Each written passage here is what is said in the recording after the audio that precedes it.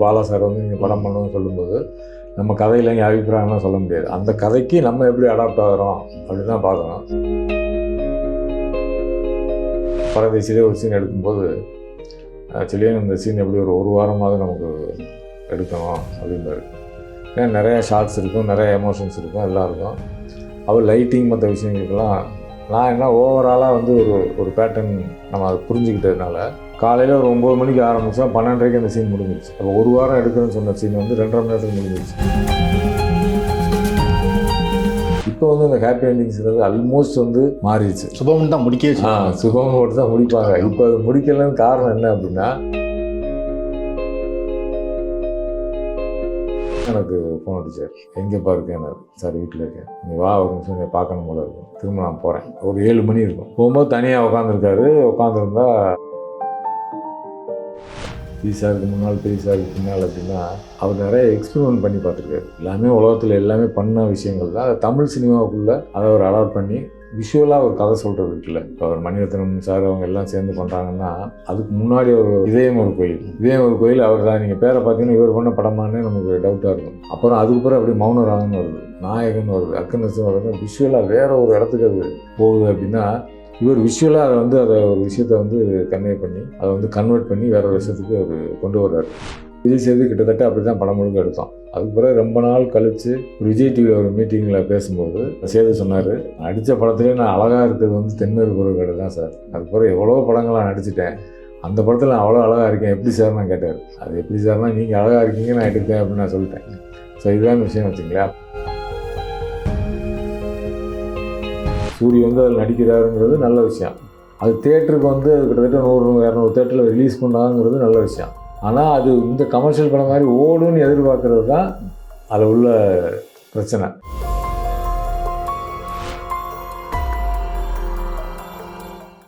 வணக்கம் ஜி. வணக்கம். இந்த வீட்டில் வந்து உங்களோட சினிமா பார்வை, சினிமாவில் நீங்கள் கடந்து வந்த பயணம், உங்கள் அனுபவங்கள், நீங்கள் ஒர்க் பண்ண மாஸ்டர்ஸு, ஸோ அப்படி நிறைய விஷயங்கள் பற்றி பேசலாம்னு நினைக்கிறேன். வந்து ஒரு திரைப்பட இயக்குனர், ஒரு எழுத்தாளர், ஒளிப்பதிவாளர், இப்போ வந்து டீச்சர் அப்படின்னு பல அடையாளம் இருக்குது. ஆனால் நீங்கள் சினிமா பொறுத்த வரைக்கும் ஒரு ஒளிப்பதிவாளர் தான் அறிமுகமானீங்க.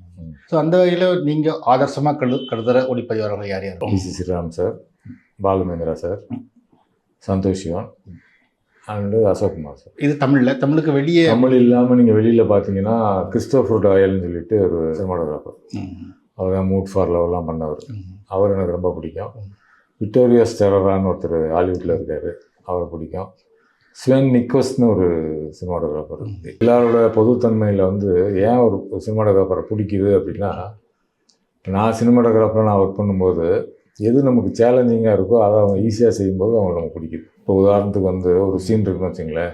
இந்த சீனை வந்து அவங்க என்ன மாதிரி லைட் பண்ணுறாங்க, என்ன மாதிரி ஃப்ரேமிங் பண்ணுறாங்க, என்ன மாதிரி மூவ் பண்ணுறாங்கங்கிறத பொறுத்து இப்படி ஒரு விஷயம் இருக்குல்ல, நம்ம இப்படி பண்ணியிருக்கலாமோன்னு ஒரு நம்மளை ஆச்சரியப்படுத்துகிறாங்கல்ல, அந்த விஷயங்களுக்காக அவங்களுக்கு பிடிக்குது. இப்போ நீங்கள் ஸ்வென் நிக்கோஸ்ட் அப்படின்னா அந்த கான்ட்ராஸ்ட்டாக அந்த கலருக்கும் அந்த பிளாக் அண்ட் ஒயிட் நிறையா படங்கள் வந்து அந்த லைட்டுக்கும் நிழலுக்குமான அந்த விகிதத்தை பயன்படுத்துறது, அப்புறம் அந்த முகங்களை வந்து ஒருங்கிணைக்கிறது, அந்த ஃப்ரேம் வந்து அந்த உருவாக்குறது, இது வந்து அவரை பிடிக்கும். விக்டோரியஸை வந்து கலர்ஸ் வந்து ரொம்ப பிரமாதமாக அவரோட இதில் இருக்கும். கிறிஸ்டோஃபர் டாயலுங்கிறது வந்து ஒரு ஜென் மாஸ்டர் மாதிரி அவர். அவரோட மூமெண்ட்ஸ் நீங்கள் வந்து மூட் ஃபார் லவ் பார்த்தீங்கன்னா அப்படியே ஒரு மூமெண்ட்டே வந்து ஒரு பிரமாதமாக இருக்கும். அது வந்து கன்வென்ஷனலாக சினிமாட்டோகிராஃபி அப்படின்னு நம்ம நினைக்கிறோம்ல, அது இல்லாமல் அன்கன்வென்ஷனலாக வேற ஒரு விஷயத்தை பண்ணும்போது பார்க்கும்போதே ஃபஸ்ட் டைம் நான் பார்க்கும்போது யார் இருக்கோ ஒரு வேறு மாதிரி இருக்கேன்னு அப்படின்னு தான் தேடி படிக்கும்போது வித்தியாசமாக இருந்துச்சு. அப்போ ஒவ்வொருத்தரும் அவங்களோட ஒரு ஸ்டைல் இருக்குல்ல, அந்த ஸ்டைல் மூலம் ஒரு யூனிக்னஸ் அவங்களுக்குன்னு ஒரு தனித்துவத்தை கொண்டு வர்றாங்க.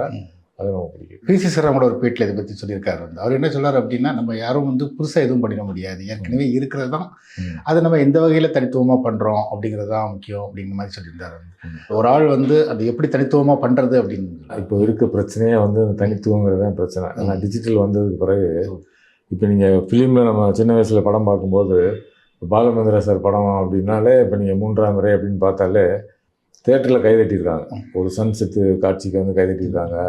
ஒரு கடற்கரையில் வந்து அதில் ஒரு பாட்டு இருக்கும், 3ஆம் முறை ஓப்பனிங் சாங் இருக்கும்.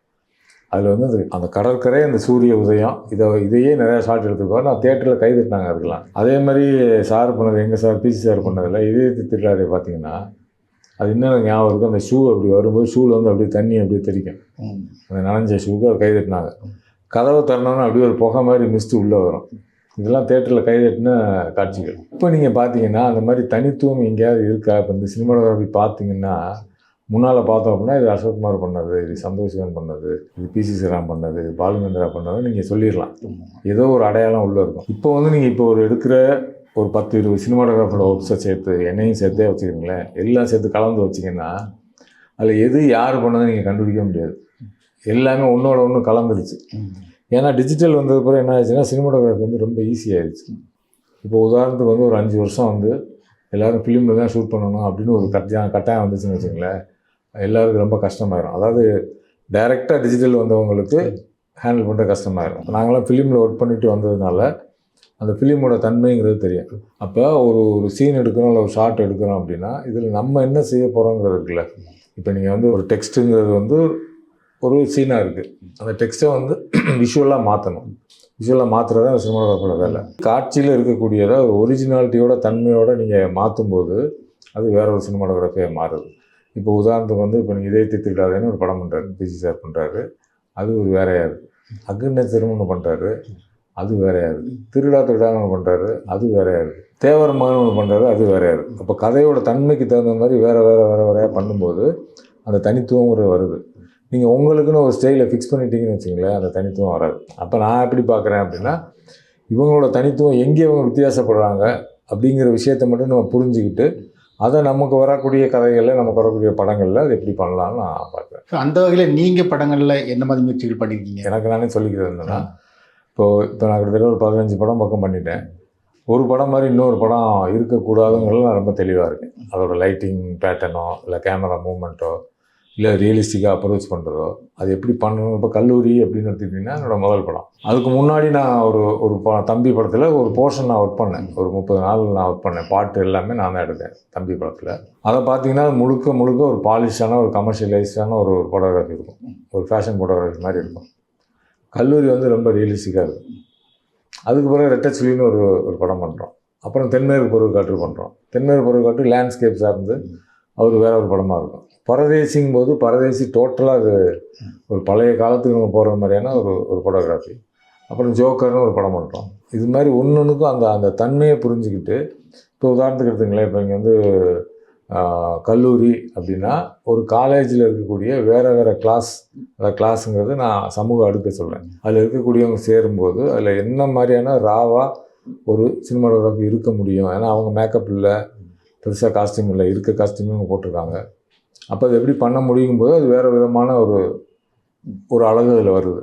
இப்போ ரெட்டச்சுலின்னு பண்ணும்போது ரெட்டச்சுலியில் வந்து பாலச்சந்தர், பாலராஜா நடிக்கிறாங்க. ஒரு கிராமத்துக்கு போகுது. அப்படி கிராமங்கும் போது அது வேறு விதமான ஒரு சினிமாட்டோகிராஃபியாக இருக்குது. தென்மேற்கு பருவக்காட்டும்போது அதுவும் கிராமம் தான், ஆனால் அது லேண்ட்ஸ்கேப் சார்ந்து வறண்ட வந்து தேனி பகுதியை காட்டக்கூடிய ஒரு மே மாதத்தில் ஷூட் பண்ணோம். அப்போ அந்த மண்ணோட சிவப்பு அந்த லேண்ட்ஸ்கேப் பண்ணும்போது அது வேறையாக மாறுது.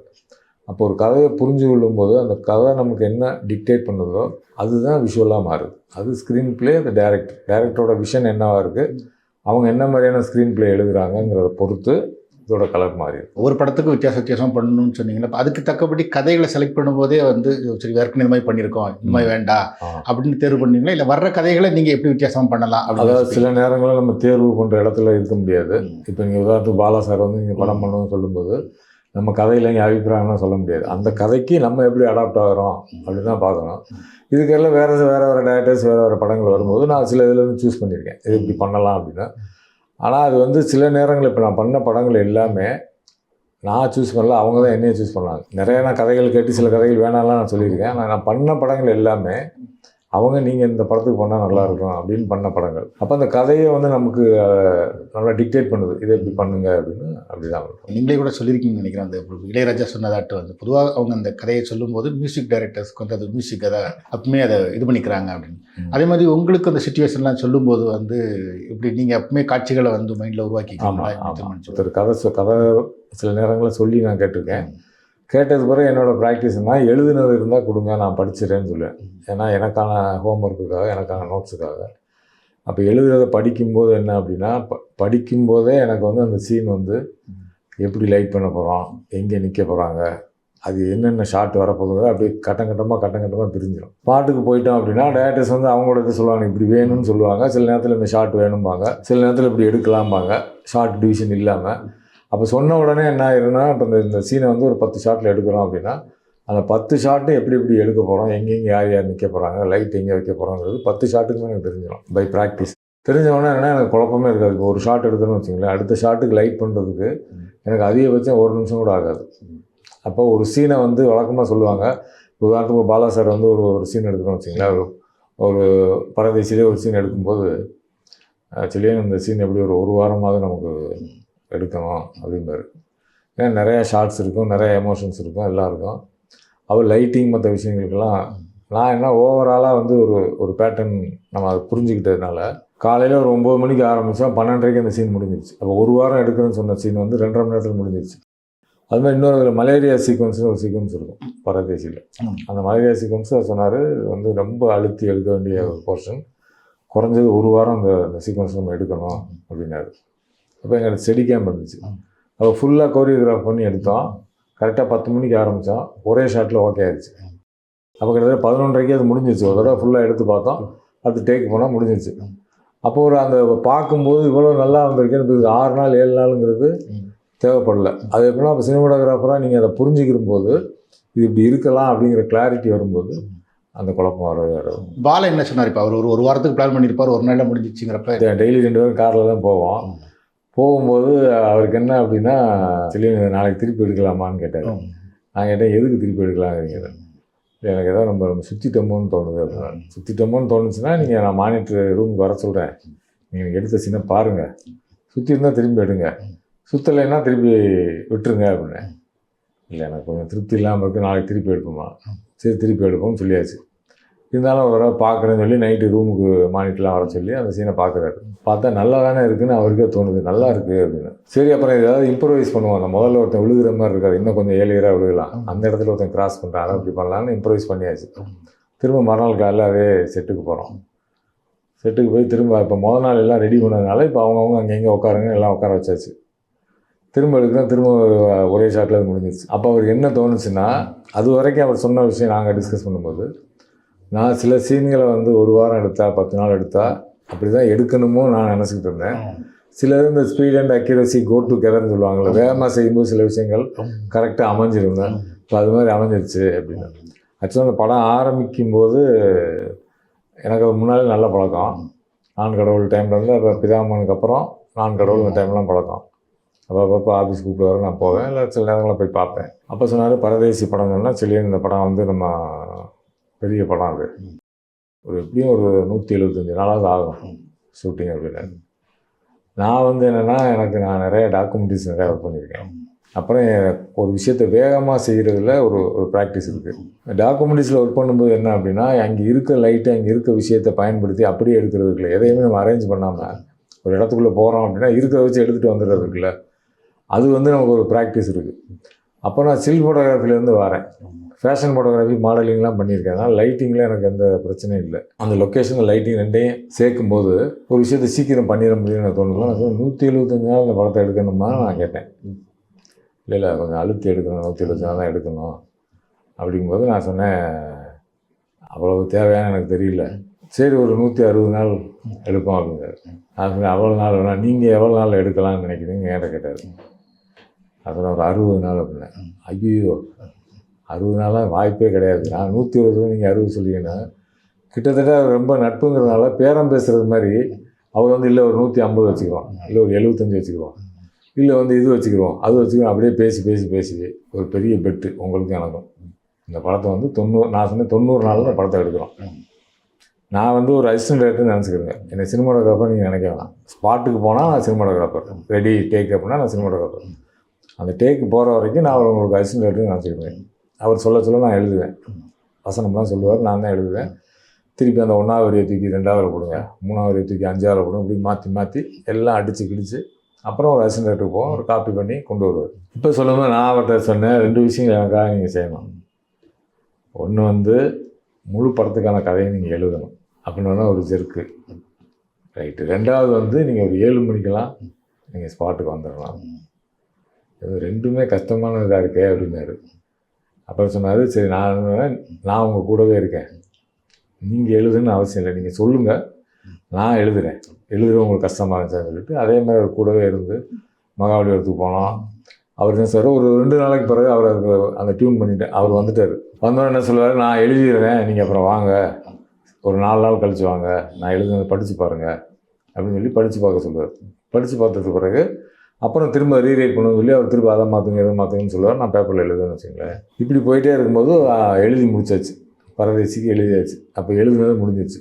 அடுத்து நான் சொன்னேன், அடுத்தது வந்து 7 மணி, இது கண்டிஷன்லாம் கிடையாது, என்னோடய வேண்டுகோள் இது. ஏன்னா அவரோட தயாரிப்பில் அந்த படம் நடக்குது, அப்போ நம்ம சிக்கனமாக அந்த படத்தை எடுப்போம் அப்படின்னு.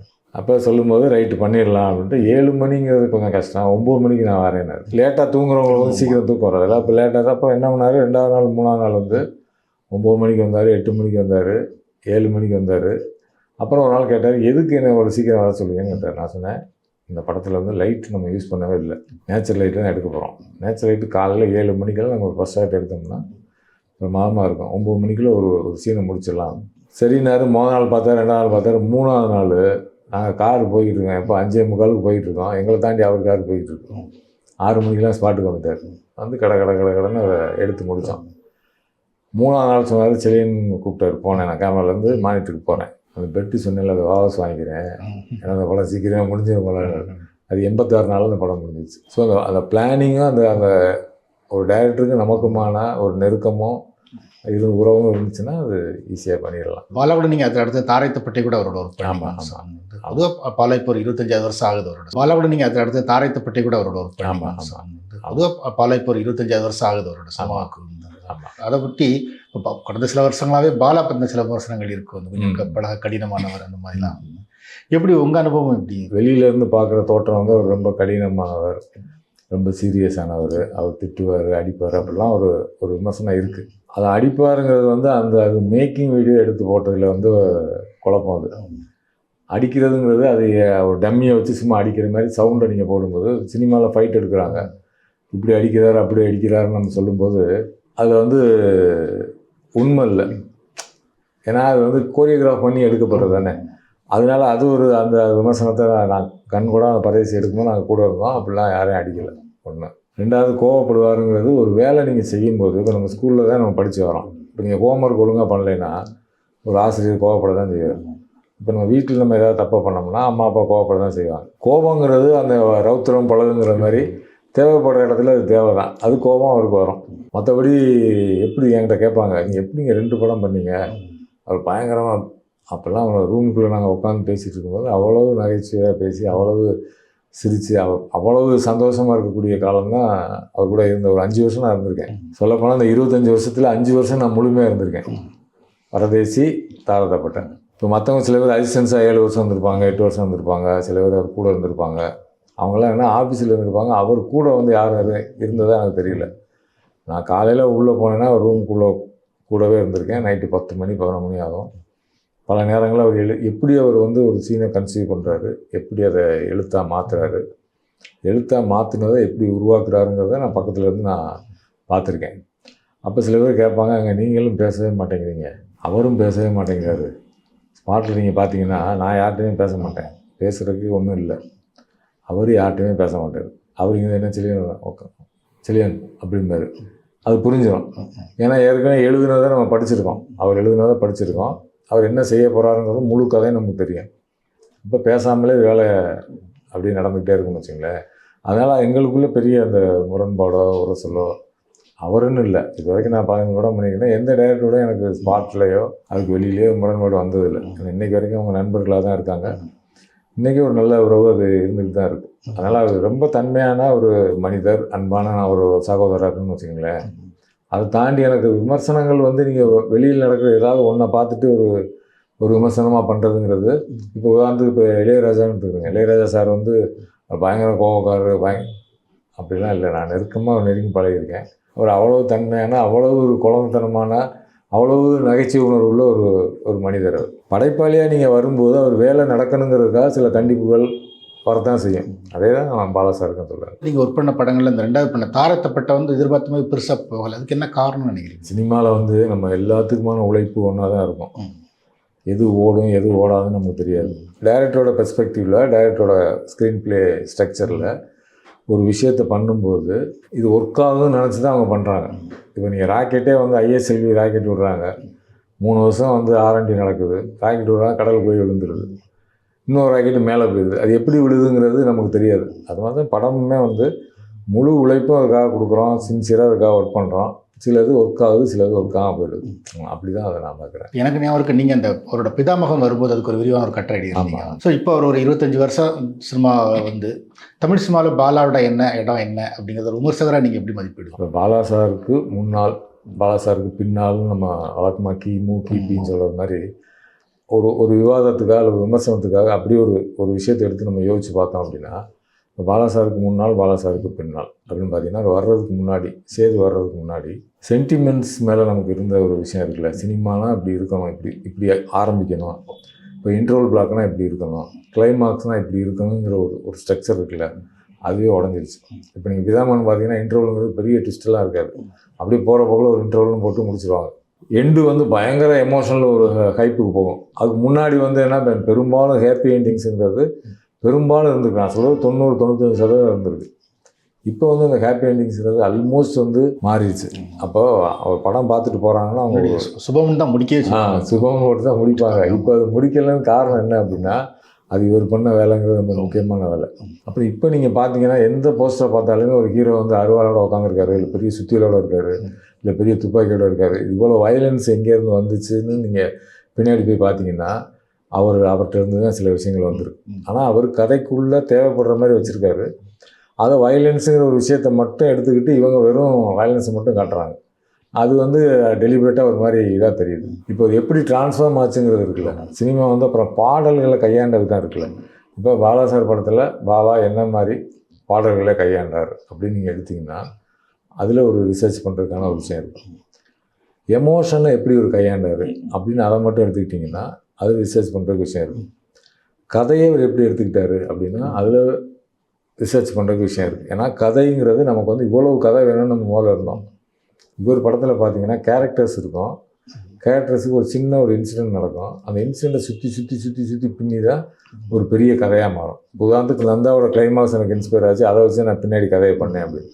இது மாதிரி தான் கிட்டத்தட்ட எல்லா படங்களுமே அது ஒரு மொமெண்ட்டை வச்சுக்கிட்டு அந்த மொமெண்ட்டை சுற்றி அப்படியே பின்னுறது தான். எனக்கு கூட ஒர்க் பண்ணும்போது இது எப்படி நடக்குதுங்கிறது எனக்கு ஆச்சரியம். அவர் ஆஃபீஸ் போவோம், பேசுவோம், பழகுவோம், அதெல்லாம் இருக்கும். ஆனால் ஸ்பாட்டில் வந்து என்ன செய்ய போகிறாருங்கிறது எனக்கு ரொம்ப ஒரு ஆச்சரியமாகவும் ஒரு வியப்பாகவும் இருந்துச்சு. அப்போ ஒரு நாள் வந்து பரதேசி படத்துக்கு ஏற்கனவே எழுதியிருக்கு, இருந்தாலும் காலையில் போனால் அந்த சீனை எடுத்துகிட்டு வர சொல்லுங்கள், கொஞ்சம் ரீரைட் பண்ணுவோம் பாரு. இப்போ அவர் சீனை சொல்லுவார், கையில் பேப்பர் வச்சுட்டு அதை படிக்கேன் பாரு, நான் படிப்பேன். படித்தோன்னே இல்லை அந்த முதல் வரி அடிச்சிருங்க, அடிச்சாச்சு. இந்த 2வது வரி அதை கொஞ்சம் மாற்றுங்க, 3வது வரி இப்படி ஒன்றுனா படிக்க இல்லை அது வேணாம், டைலாக் வேணும், இப்படியே மாற்றி அந்த பேப்பரே கசமசம் ஆயிரும். இப்படி அம்புக்குறி இப்படி போட்டு அப்படி அம்புக்குறி போட்டு ஆயிரும். சரி, இப்போ ஒரு அசிஸ்டண்ட்டை கூப்பிட்டு எழுதுங்கன்னு சொன்னோம்னா ஒரு அசிஸ்டண்ட் வந்து எழுதி கொண்டு தான் கொடுப்பாரு. கொடுத்தா சீன் இப்போ எப்படி இருக்குது, நல்லா இருக்குல்ல? நான் சொன்னேன் நல்லா தான் இருக்குது. நல்லா இருக்கா, நல்லா தான் இருக்கா? இல்லை ஓகே, இல்லை ஓகேங்கிறது இல்லை, நல்லா இருக்கா நல்லா தான் இருக்கான்னா நான் திரும்ப சிரிப்பேன், அவருக்கு புரிஞ்சிடும். இருங்க அது பெர்ஃபார்மன்ஸில் சரி பண்ணிக்கலாம், எழுத்தில் இவ்வளோ தான் வரும்பார். எனக்கு இது ஆச்சரியம், எழுத்தில் இவ்வளோ தான் நம்ம எழுத்து படிக்கிறோம், வாசிக்கிறோம், சினிமாக்கள் அவ்வளோ பார்க்குறோம்னா எழுத்தில் இவ்வளோ தான் வரும். அப்போ அங்கே ஏதோ மேஜிக் நடக்கும் போல், அப்போ என்ன நடக்குதுன்னு அடுத்து ஆர்வமாக இருக்கும். இப்போ அங்கே போய் உட்காந்துன்னு வச்சுக்கோங்க, இப்போ கேமரா வச்சோடனே போவார், மானிட்டரில் உட்காந்துட்டு சிலிண்டர் காட்டுங்க பாரு, ஃப்ரேம் வச்சு காட்டிட்டோம்னா மானிட்டரில் அப்படியே பார்த்துக்கிட்டே இருப்பார். அப்படியே பார்த்துட்டே இருப்பாருன்னு வச்சுக்கோங்க, ஒரு தம்மு போட்டு பார்ப்பார். பார்த்துட்டே இருந்தோம்னா அவங்க டைலாக் பேசும், ஆக்ஷன் நடக்கும். நடந்தோன்னா சீரட்டை அணைச்சிட்டு எந்திரிப்பார். எந்திரிச்சாங்கன்னா டைம் ஸ்டார்ட்ஸ் நவுன்னு சொல்லுங்க தெரியுமா, அங்கே டைம் ஸ்டார்ட் ஆகிடும். நேராக நடந்து போய் அந்த ஆர்டிஸ்ட் பதில் குத்துக்கால் ஒவ்வொரு பக்கம் உட்கார, குத்துக்கால் போட்டு இப்படி உட்காருவார். உட்காந்து சொல்லு அப்படிங்கிறார். சொன்னான்னா இந்த இடத்துல நிப்பாட்டு, இங்கே பாரு, கண் அப்படி பாரு, கை இந்த சொன்னில சொல்லும்போது கை எங்கே வச்சுக்க, காலை மடக்கி இப்படி உட்காரு. இப்படியே ஒவ்வொரு சின்ன கரெக்ஷனாக பண்ணும்போது கிட்டத்தட்ட ஒரு சிம்பனி ஆர்கெஸ்ட்ரா மாதிரி. இப்போ நீ அந்த இடத்துல சொன்னில, அந்த இடத்துல கொஞ்சம் நிப்பாட்டி இப்போ வாங்கன்னு சொல்லினா வாங்கங்கிறத அந்த காவை வந்து அடுத்தோட சேர்த்துக்க, அந்த இடத்துல கேப் விடாத. கண் எதுக்கு சொல்லுங்க, எதுக்கு சிமிட்டுற, இப்படியே 5 டேக்கு 10 டேக்கு 15 டேக்கு 16 டேக்குன்னு போகும்போது எந்த ஆளாயா இவன் இப்படி நடிக்கிறேன் நமக்கே தோணிடும். அது கொஞ்சம் கொஞ்சமாக அதை கிராஜுவலாக ஏற்றி இப்போ நீங்கள் உதாரணத்துக்கு தண்ணி இருக்குதுன்னு வச்சுங்களேன், தண்ணியை வந்து சூடுபடுத்தும் போது அப்படியே இருக்கும். கொஞ்ச நேரத்தில் லைட்டாக கொதிக்க ஆரம்பிக்கும், அப்புறம் அப்படியே கொப்பளிக்கும். 100 டிகிரி தாண்டிச்சுன்னா ஆவி ஆயிரும். எங்கேயா தண்ணி காணாமல் போச்சுங்கிற மாதிரி அங்கேருந்து ஆள் காணாமல் போயிட்டான். போயிட்டு ஒரு புது நடிகர் இங்கே வந்து உள்ளே உட்காந்து முடித்தோன்னே ஓகே அப்படின்ட்டு ஓகே பண்ணார். அப்போ இந்த டிரான்ஸ்ஃபர்மேஷனுங்கிறது எனக்கு பார்க்குறதுக்கு ஒரு பெரிய மேஜிக் மாதிரி இருக்கும். இப்போ ஏன் இன்னைக்கு இவ்வளோ பேர் அதை கொண்டாடுறாங்க? சாதாரண ஒரு ஆர்டிஸ்ட் அப்புறம் பெரிய ஆர்டிஸ்ட்டை எப்படி மாற்றினார் அப்படின்னா, அந்த எக்ஸ்ட்ராக்ட் பண்ணுறதுங்கிறதுக்கெல்லாம் அந்த எக்ஸ்ட்ராக்ட் பண்ணி எடுத்துருவார். ஃப்ரெஞ்சு டைரக்டர் ராபர்ட் பிரசான்னு ஒரு டைரக்டர், அவர் சொல்கிறாரு, நான் நடிப்பு எப்படி கொண்டு வரணும் அப்படின்னு சொல்லும்போது அவர் சொல்கிறாரு, empty the pond catch the ஃபிஷ்ஷுங்கிறார். குளத்தை வந்து வத்த விட்டுரு, மீனை பிடிச்சிருங்கிறார். குளத்தை வத்த விட்டுன்னு அவர் என்ன சொல்கிறாருன்னா, மெட்டாஃபரிக்கலாக சொல்கிறாரு, அவனுக்குள்ளே இருக்கிறது எல்லாத்தையும் எக்ஸ்ட்ராக்ட் பண்ணி எடுத்துரு, அப்போ ஒன்று வரும்பாரு, அதை பிடிச்சிக்கங்கிறாரு. அப்போ அந்த மாதிரி உள்ளே இருக்கக்கூடிய விஷயங்களை பூரா வெளியில் எடுத்து 5 டேக்கு 6 டேக்கு 7 டேக்கு போய் எதுக்கு ஓகே எதுக்கு உண்மைங்கிறதே அவங்களுக்கு தெரியாது. இன்னொன்னா அவர்கிட்ட போய் நீங்கள் இன்னொன்று எப்படி பண்ணுவோம் கேட்கவும் முடியாது. ஏன்னா எல்லாம் வந்து இன்ஸ்ட்ரக்ட் பண்ணி சொல்லியாச்சு. அப்போ கிட்டத்தட்ட இப்போ ராஜா சார் ரெக்கார்டிங்லாம் போனால் அவங்க பாட்டு வந்து சொல்லிக் கொடுப்பாங்க. பாட்டு சொல்லிக் கொடுக்க பார்த்தா இது வந்து சின்ன நீ இல்லை பெரிய நீ. நான் பேசிக் கொஞ்சம் படித்தேன்னா எனக்கு புரியும். இப்போ ரீ வந்து நீ சின்ன ரீ இல்லை பெரிய ரீம்பாங்க. அதே மாதிரி நீ ஷூட்டிங் ஸ்பாட்டில் வந்துட்டு அந்த இடத்துல நீ அழுத்தாத, இது எப்படி அந்த சின்ன நீ பெரிய நீ இது இப்படி சொல்லு, அதை அப்படி சொல்லும்போது மற்ற டேரக்டர்ஸ்லாம் என்ன டப்பிங்கில் பார்த்துக்கலாமாங்க. இங்கே பேசினா தான் இங்கே வரும். அந்த முகத்துக்குன்னு ஒரு எக்ஸ்பிரஷன் இருக்குது. சின்ன விஷயம் ஒரு பூ கட்டுற மாதிரின்னு வச்சுங்களேன், அப்படியே கட்டி கொண்டாடும்போது எனக்கு பிளாக் அண்ட் ஒயிட் ஃபோட்டோகிராஃபி ஊரில் இருக்கும்போது நான் கற்றுக்கும்போது டார்க் ரூமுக்குள்ளே போனோம் அப்படின்னா அந்த சிவப்பு லைட் எரியும். நம்ம ஃபோட்டோ வந்து பேப்பரில் எக்ஸ்போஸ் பண்ணிவிட்டு அந்த பேப்பரை கிழிச்சு தான் நம்ம எக்ஸ்போஸ் பண்ணிவிட்டு அதை கெமிக்கலில் போடுவோம். கெமிக்கலில் போட்டால் ஒரு 5 செகண்டுக்கு ஒயிட் பேப்பராக தான் இருக்கும். அப்புறம் அப்படியே கருப்பு வரும், அப்புறம் அப்படியே ஒரு கிரே வரும், அப்புறம் அப்படியே சக்குன்னு வந்து ஒரு 10 செகண்டில் பார்த்தீங்கன்னா முழு உருவம் வந்துடும். அப்புறம் அப்படியே அந்த பிக்சரில் போட்டு காய வச்சுட்டு இப்படி வச்சுட்டு கிளிப்பை போட்டு மாட்டிடுவோம். அது மாதிரி ஒரு ஒயிட் பேப்பர் மாதிரி வர்ற ஒரு ஆளை அப்படியே எக்ஸ்ட்ராக்ட் பண்ணி ஒரு முழு உருவமாக கொண்டு வந்து அந்த என்ன கேரக்டர் இருந்துச்சோ அந்த கேரக்டரை கொண்டு வர்றதுங்கிறது அது நான் பார்த்து ரொம்ப வந்து ஆச்சரியப்பட்டு பார்த்த ஒரு விஷயம். அப்போ நீங்கள் அவர் இந்த 25 வருஷத்தில் நீங்கள் கணக்கு பண்ணி பார்த்தா 9 படம் தான் பண்ணியிருக்காரு. 3 வருஷத்துக்கு ஒரு படம். ஆனால் அந்த 3 வருஷத்துக்கு அந்த படம் அந்த உழைப்புங்கிறது அந்த உள்ளுக்குள்ளே இருக்கக்கூடிய விஷயங்கிறது தேவைப்படுது. ஏன்னா அதை கொஞ்சம் கொஞ்சமாக இம்ப்ரவைஸ் பண்ணி ஃபைனலாக அது அவுட்புட் வரும்போது இண்டஸ்ட்ரியே வேக்குது.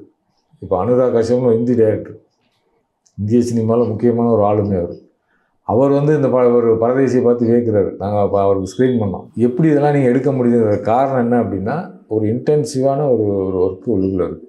அதனால் நீங்கள் இப்போ தமிழ் சினிமாவோட ஹிஸ்ட்ரி எடுத்து பார்த்தா இவரோட பங்குங்கிறது ஒரு பெரிய சாப்டர் தான் நம்ம சொல்லணும். நீங்கள் ஒரு ஒளிப்பதிவால் தான் ஒர்க் பண்ணுறீங்க அப்படின்னா கூட நீங்கள் ஒரு ரைட்டர், நீங்கள் பின்னாடி ஒரு இயக்குனராகவும் ஆனவர், அதனால் உங்களுக்குள்ளே ஒரு இயக்குனர் இருக்கும்னு சொல்லுவார். ஸோ அந்த வகையில் நீங்கள் ஏதாவது சஜஷன் சொல்லுவீங்களா, இல்லை அவர் தான் கேட்பாரா? இல்லை, சஜஷன்ஸுங்கிறது என்னென்னா ரூமில் தான் நாங்கள் பேசிக்கிட்டோம். பாட்டுக்கு போனால் ஒரு சஜஷன் நான் எதுவுமே பேச மாட்டேன். ஏன்னா இங்கே பேசுகிறது ஒன்றுமே இருக்குது. அது வந்து ஒரு க்ரியேட்டிவ் ஸ்பேஸ். அது ஒரு டைரக்டர் வந்து தான் நினச்சதை உருவாக்குறதுக்கான ஒரு வேலையை இங்கே செய்கிறாரு. அங்கே போய் நான் எதுவுமே பேசுகிறதே இல்லை. ஆனால் ரூமில் இருக்கும்போது கேட்பார், இப்படி இருக்கலாமா கேட்பார்.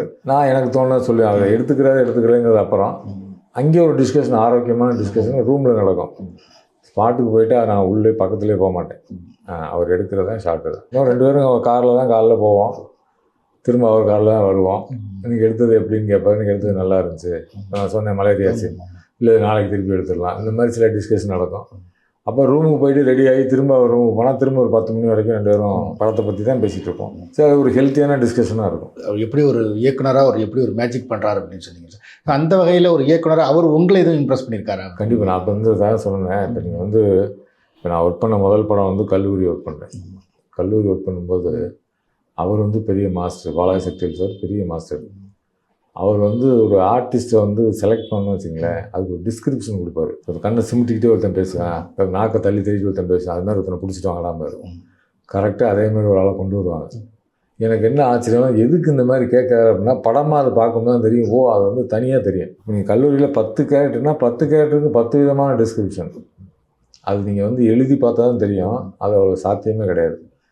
அப்புறம் சின்ன டீட்டெயில் இருக்குல்ல, அது எல்லாமே பண்ணுவார். இப்போ உதாரணத்துக்கு வந்து கண்ணில் பார்க்காம எதையுமே நம்பாதீங்கன்றது. இப்போ உதாரணத்துக்கு வந்து ஒரு செல்ஃபோன் எடுத்துகிட்டு வாங்க அப்படின்னா செல்ஃபோன் இந்த மாதிரி பழைய செல்ஃபோன் எடுத்து சார் இருக்குது சார் அதில் சார் ஷார்ட்டுக்கு வந்துடும் சார்மாங்க. ஷார்ட்டுக்கு போனால் வேற ஒரு கொண்டாந்து காட்டுவாங்க, திரும்ப ஒரு 1 hour லேட் ஆகும்.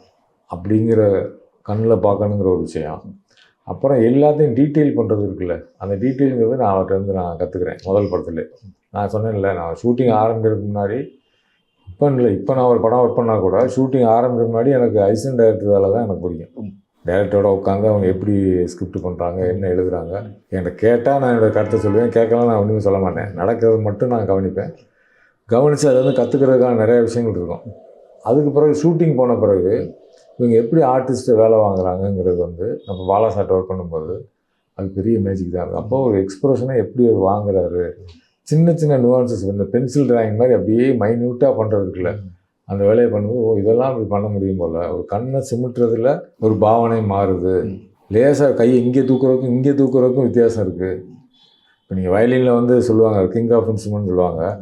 வயலில் வந்து கிட்டார் மாதிரி ஃப்ரெட்டு இருக்காது, ஒரே இது தான் இருக்கும். நீங்கள் இந்த போ அப்படி போடும்போது 1 மில்லிமீட்டர் தள்ளி போட்டிங்கன்னா வேறு ஸ்வரம் வந்துடும். அப்போ அவ்வளோ ப்ரிசைஸான இன்ஸ்ட்ருமெண்ட் அது மாதிரி தான் ஒரு ஆர்டிஸ்ட் வேலை வாங்கும்போது ஒரு டயலாக்கை இங்கே சொல்லிடாதா, இங்கே கேப் விட்டுறாதா, இங்கே கேப் விட்டு அர்த்தம் மாறிடும். ஸோ இதெல்லாம் தான் நான் அங்கேருந்து டேக்கவே அதை தான் கற்றுக்கிட்டேன். பாலாவோட குருநாதருங்கிறது வந்து பாலு மகேந்திரா வந்து அவரும் உங்களுக்கு ரொம்ப நெருக்கமான நண்பராக இருந்தார். ஆமாம். ஸோ அவர் பாலா பற்றி என்ன அவங்ககிட்ட எதுவும் பேசியிருக்காரா? பரதேசி வந்து சார் காட்டுறதுக்காக நாங்கள் வந்து கூப்பிட்டோம். அவர் வந்து இங்கே ஒரு தேட்டரில் வந்து பார்த்தாரு.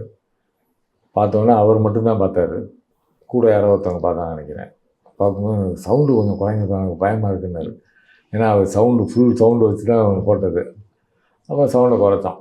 படம் முடிச்சுட்டு வெளில வந்தோடனே எங்கே செலின்னு கையை பிடிச்சிட்டு ரொம்ப பிடிச்சிட்டு போவோம் ஒர்க்கு, எப்படி அந்த சிம்லி விளக்கு லைட்லலாம் எப்படி நீ எடுத்த, அது ஃபிலிமில் ஷூட் பண்ணோம் பரதேசி, அந்த கன்சிஸ்டன்சி எப்படி நீ மெயின்டைன் பண்ண அப்படின்னு பேசிகிட்டு இருக்கும்போது பாலா கட்டி பிடிச்சி திரும்ப அங்கேருந்து ஆஃபீஸுக்கு வந்தார். வந்து ரொம்ப பாராட்டினார். உனக்கு வந்து கண்டிப்பாக நேஷனல் அவார்டு கிடைக்கும், பாலா உனக்கும் கிடைக்கும், செலியும் உனக்கு கண்டிப்பாக கிடைக்கும், படத்தோட ஆர்ட் டைரக்டருக்கும் கண்டிப்பாக கிடைக்கும் அப்படின்னு சொல்லி சொன்னார். நான் எப்போ டைம் இருக்கும்போது என்னை கூப்பிடுவார், நான் பார்க்குறதுக்காக போவேன். போகும்போது ஒரு நாள் கேட்டார், பாலா எடுக்கிற படம் என்ன ஜானர் நீ சொல்லி பார்ப்போம் அப்படின்னாரு. எனக்கு என்ன திடீர்னு இப்படி கேட்குறாங்க, ஏன்னா இதுவரை நமக்கு இருக்கார், ஏதாவது நம்ம சொல்லிடக்கூடாது, நான் பேசாமல் இருக்கேன். அப்போ சொன்னார், ஃபேண்டசி ஒரு கேட்டகரி இருக்குது, ஃபேமிலி ட்ராமா ஒரு கேட்டகரி இருக்குது, த்ரில்லர் இருக்குது, ஹாரர் இருக்குது, அதுலேயே சஸ்பென்ஸ் த்ரில்லர் இருக்குது, கோஸ்ட் ஹாரர் இருக்குது, என்னென்னமோலாம் இருக்குது, ரொமான்டிக் இருக்குது. பாலா எடுக்கிறது என்ன ஜானர் சொல்லுனார். நான் வந்து எனக்கு புரியல, இது என்ன ஜானர், எல்லா ஜானரும் சொல்லிட்டார் அவர். வேறு என்ன இருக்குதுன்னு சொல்லும்போது இது பக்கத்தில் வந்து மிரட்டல் சினிமா அப்படின்னு. ஏன்னா மிரட்டல்ங்கிறது இருக்குல்ல, இப்போ நீங்கள் வந்து அதை பற்றி நான் இப்போ படிச்சுருந்தேன். நேற்று கூட ஒரு யூகி சேது பேசும்போது சொன்னார், டாடாயிசம்னு ஒரு விஷயம் சொன்னார். நீங்கள் சர்வீலிசத்துக்கு முன்னாடி ஏர்லிஸில் வந்து 1916 வந்து டாடாயிசம்னு வருது. அவங்க என்னென்னா ஒரு ஷாக் வேல்யூவை க்ரியேட் பண்ணுறது. இப்போ ஒரு பெயிண்டிங் இருக்குதுன்னு வச்சுங்களேன், ஒரு கோடாரி வச்சுருவாங்க, நீங்கள் உங்களுக்கு பிடிக்கலாம் அந்த பெயிண்டிங்கை வெட்டிட்டு நீங்கள் போயிடலாம். அப்புறம் அது ஒரு ஓவிய கண்காட்சி எங்கே நடத்துவாங்க, டாய்லெட்டுக்குள்ளே நடத்துவாங்க.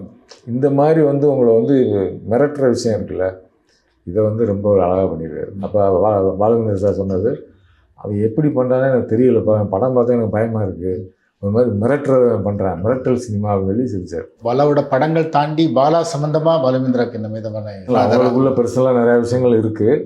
அவங்களுக்குள்ள முரண்பாடும் இருக்குது, அவங்களுக்குள்ள நெருக்கமும் இருக்குது. திடீர்னு ஒரு அப்பா பையனுக்கான ஒரு உறவு இருக்குது. நீங்கள் இப்போ தந்தையும் தனையனும் சொல்கிற மாதிரி அப்பாவுக்கும் மகனுக்கும் ஒரு முரண் இருந்துகிட்டே இருக்குங்களா, அந்த மாதிரி அவங்களுக்குள்ள ஒரு முரண் இருந்துகிட்டே இருந்துச்சு. ஆனால் அதை பற்றி அவர் என்கிட்ட எதுவுமே பேசினதில்லை. பாலாங்கிறத ஒரு தன்னோட பெரிய ஒரு மதிப்புக்குரிய ஒரு மாணவன் அப்படி தான் அவர் பார்த்தாரு. பாலுமேந்திரோட நீங்கள் நெருக்கமாக பழகிருக்கீங்க, வந்து அவர் ஒரு இயக்குனர் ஒளிப்பதிவோட, ஸோ அந்த வகையில் உங்களுக்கு ஒரு முன்னோடியும் கூட வந்து. ஸோ அவரோட பழக்கங்கள் பற்றி சொல்ல முடியுமா? ஆக்சுவலாக உலக சினிமா எழுதும்போது தான் அவர் வந்து கொஞ்சம் நெருக்கமானார். அதுக்கு முன்னாடி சும்மா பார்த்துருக்கோம், வணக்கம் சொல்லியிருக்கோம், அவ்வளோதான். உலக சினிமா எழுதும்போது ஒரு படம் மூட் ஃபார் லவ்னு நினைக்கிறேன், ஒரு படம் எழுதும்போது எனக்கு ஃபோன் வந்துச்சு. ஃபோன் வந்து செல்லியன் சார் அப்படின்னு, அவன் நம்பர் இல்லை எனக்கு. சார்னா நான் பாலுமேந்திரா பேசுகிறேன், இந்த வாரம் நீங்கள் எழுதியிருக்கீங்க அந்த படத்தை நான் பார்க்க முடியுமான்னாரு. உடனே நான் ஆஃபீஸில் அந்த டிகிரி இருந்துச்சு கொடுத்தேன். அதுலேருந்து அப்படியே ஆரம்பிக்குது.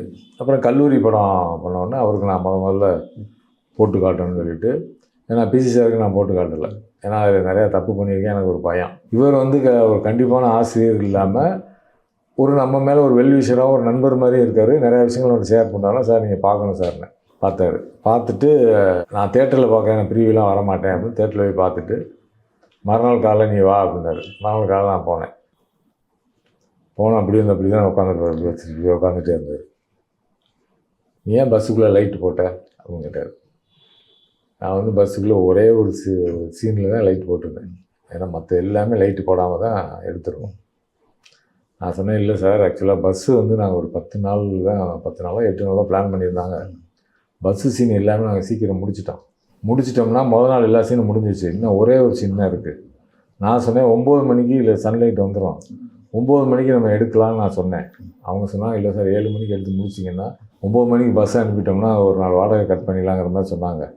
அதனால் வேறு வழியே இல்லாமல் நான் லைட்டு போட்டு எடுத்தேன் சார். இதுக்கு தான் நீ டைரக்டர் ஆனுங்கிறது.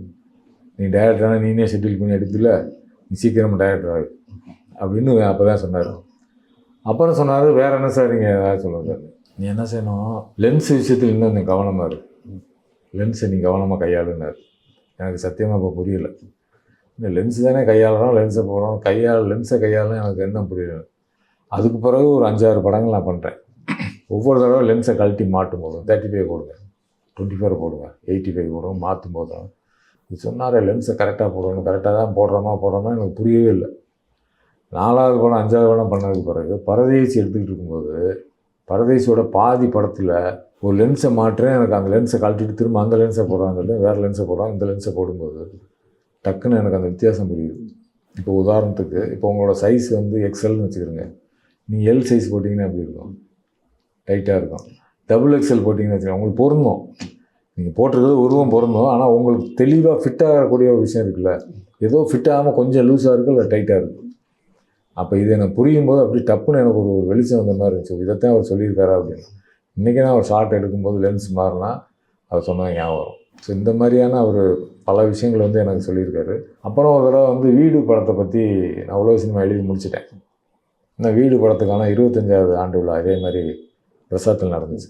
அது நடித்து எல்லோரும் வந்திருக்காங்க, சில பேர் இல்லை. அப்புறம் நானும் போயிருக்கேன். அதுக்கு முன்னால் என்கிட்ட என்ன சொன்னார்னா, செலியன் அந்த வீடு படத்தையும் கொஞ்சம் எழுதுப்பா, நீ எப்படி எழுதுற நான் பார்க்கணும் அப்படின்னாரு. அந்த உலக சினிமா வரிசையில் அது எழுதுறேன். நான் தமிழ் படம் எழுதும்போது தமிழ் படம் சேர்க்கணும்னா வீடு படத்தை சேர்க்கலாங்கிறது, வீடு உதிரிப்புக்கெல்லாம் சேர்க்கலாங்கிறது உலக சினிமாவில் என்னோடய விருப்பமாக இருந்துச்சு. கடைசியில் அதை வச்சுக்கலாம் நினச்சி அதுக்குள்ளே தொடர்ந்து முடிஞ்சிச்சுன்னு வச்சுங்களேன். அப்போ நான் எழுதுறேன் சார் சொன்னேன். வீடு படத்துக்கு எனக்கும் பர்சனலான சில கனெக்ஷன் இருக்குது. நான் அந்த டைமில் தான் வீடு கட்டினோம், பல பிரச்சனைகள் வீட்டில் நடந்துச்சுங்கிறதுனால அந்த படம் வந்து எனக்கு பிடிக்கும். ஆனால் பார்க்குறதுக்கு நான் தயங்குவேன். சில புத்தகங்கள் இருக்குது, நாவலை நம்ம மேசையிலே வச்சுருப்போம், இதை திறக்கணுமான்னு தோணும், ஆனால் அது பிடிக்கும். அந்த மாதிரி பார்க்காம தான் வச்சுருக்கேன். திரும்ப அந்த வீடு படத்தோட விழாவுக்கு போகும்போது காரில் அம்மாவும் இறங்கும்போது, சார் வணக்கம் சார், சரி வாப்பா நீனும் வந்திருக்கியா அப்படின்னாரு. அந்த கேள்வியிலே ஒரு கிண்டலும் ஒரு நக்கலும் தெரிஞ்சிச்சு. சரி, படம் முடிஞ்சு வரும்போது நான் காரில் ஏறக்கா கூட போனேன். நீ எப்போ தான் எழுதுறேன்னு நானும் பார்க்குறேன், நீ வந்து சப்டைட்டில் இருந்தால் தானே எழுதுது அப்படின்ட்டு போயிட்டார்.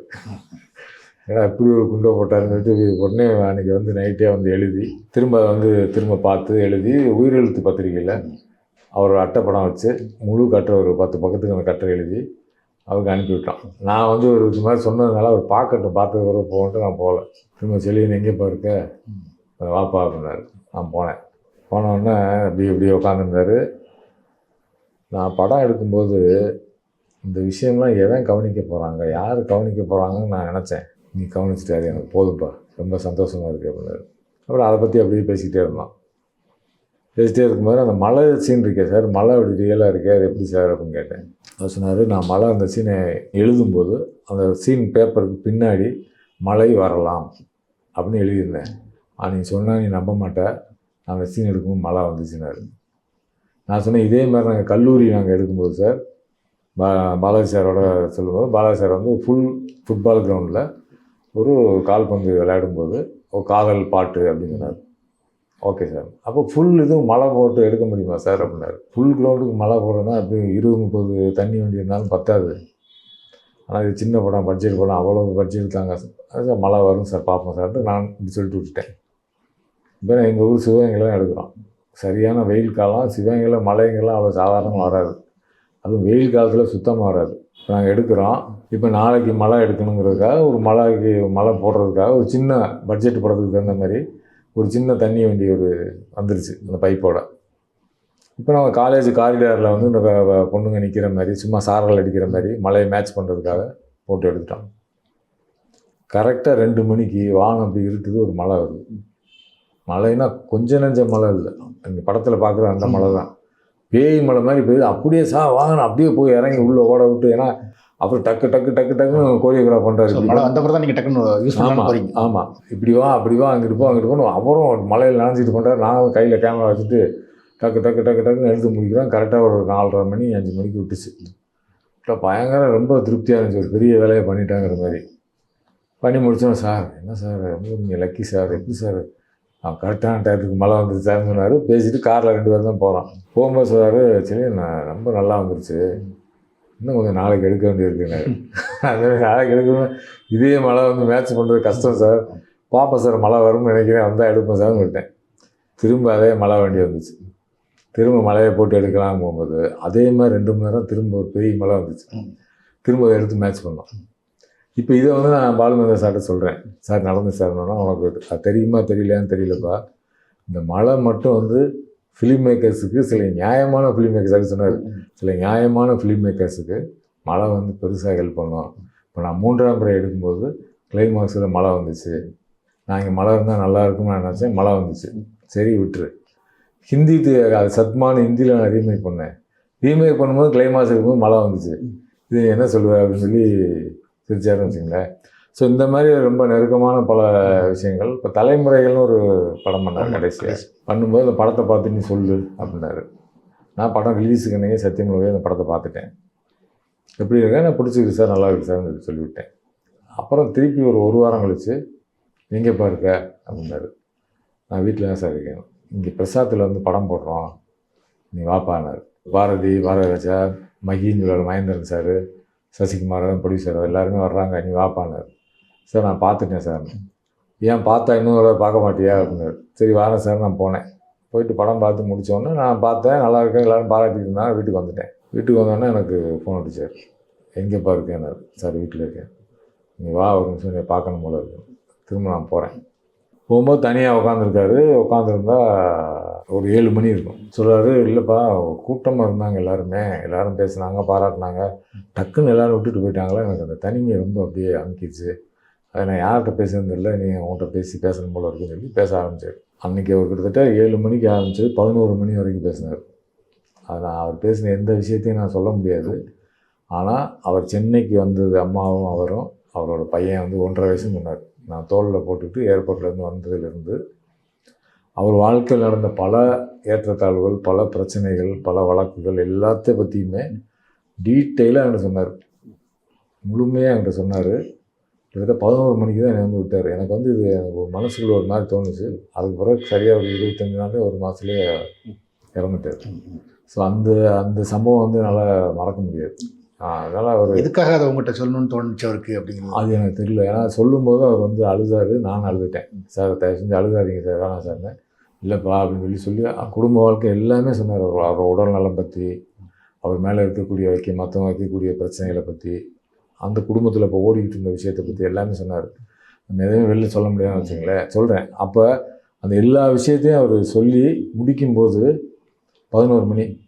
அப்போ நான் வீட்டுக்கு வந்து நான் சாப்பிடல. அப்போ தான் சாப்பிடும்போது எனக்கு தோணுச்சு, நான் ரொம்ப நாள் இருப்பாரான்னு தெரியலன்னு என் மிஸ்ஸஸ்ட்டை நான் சொன்னேன்.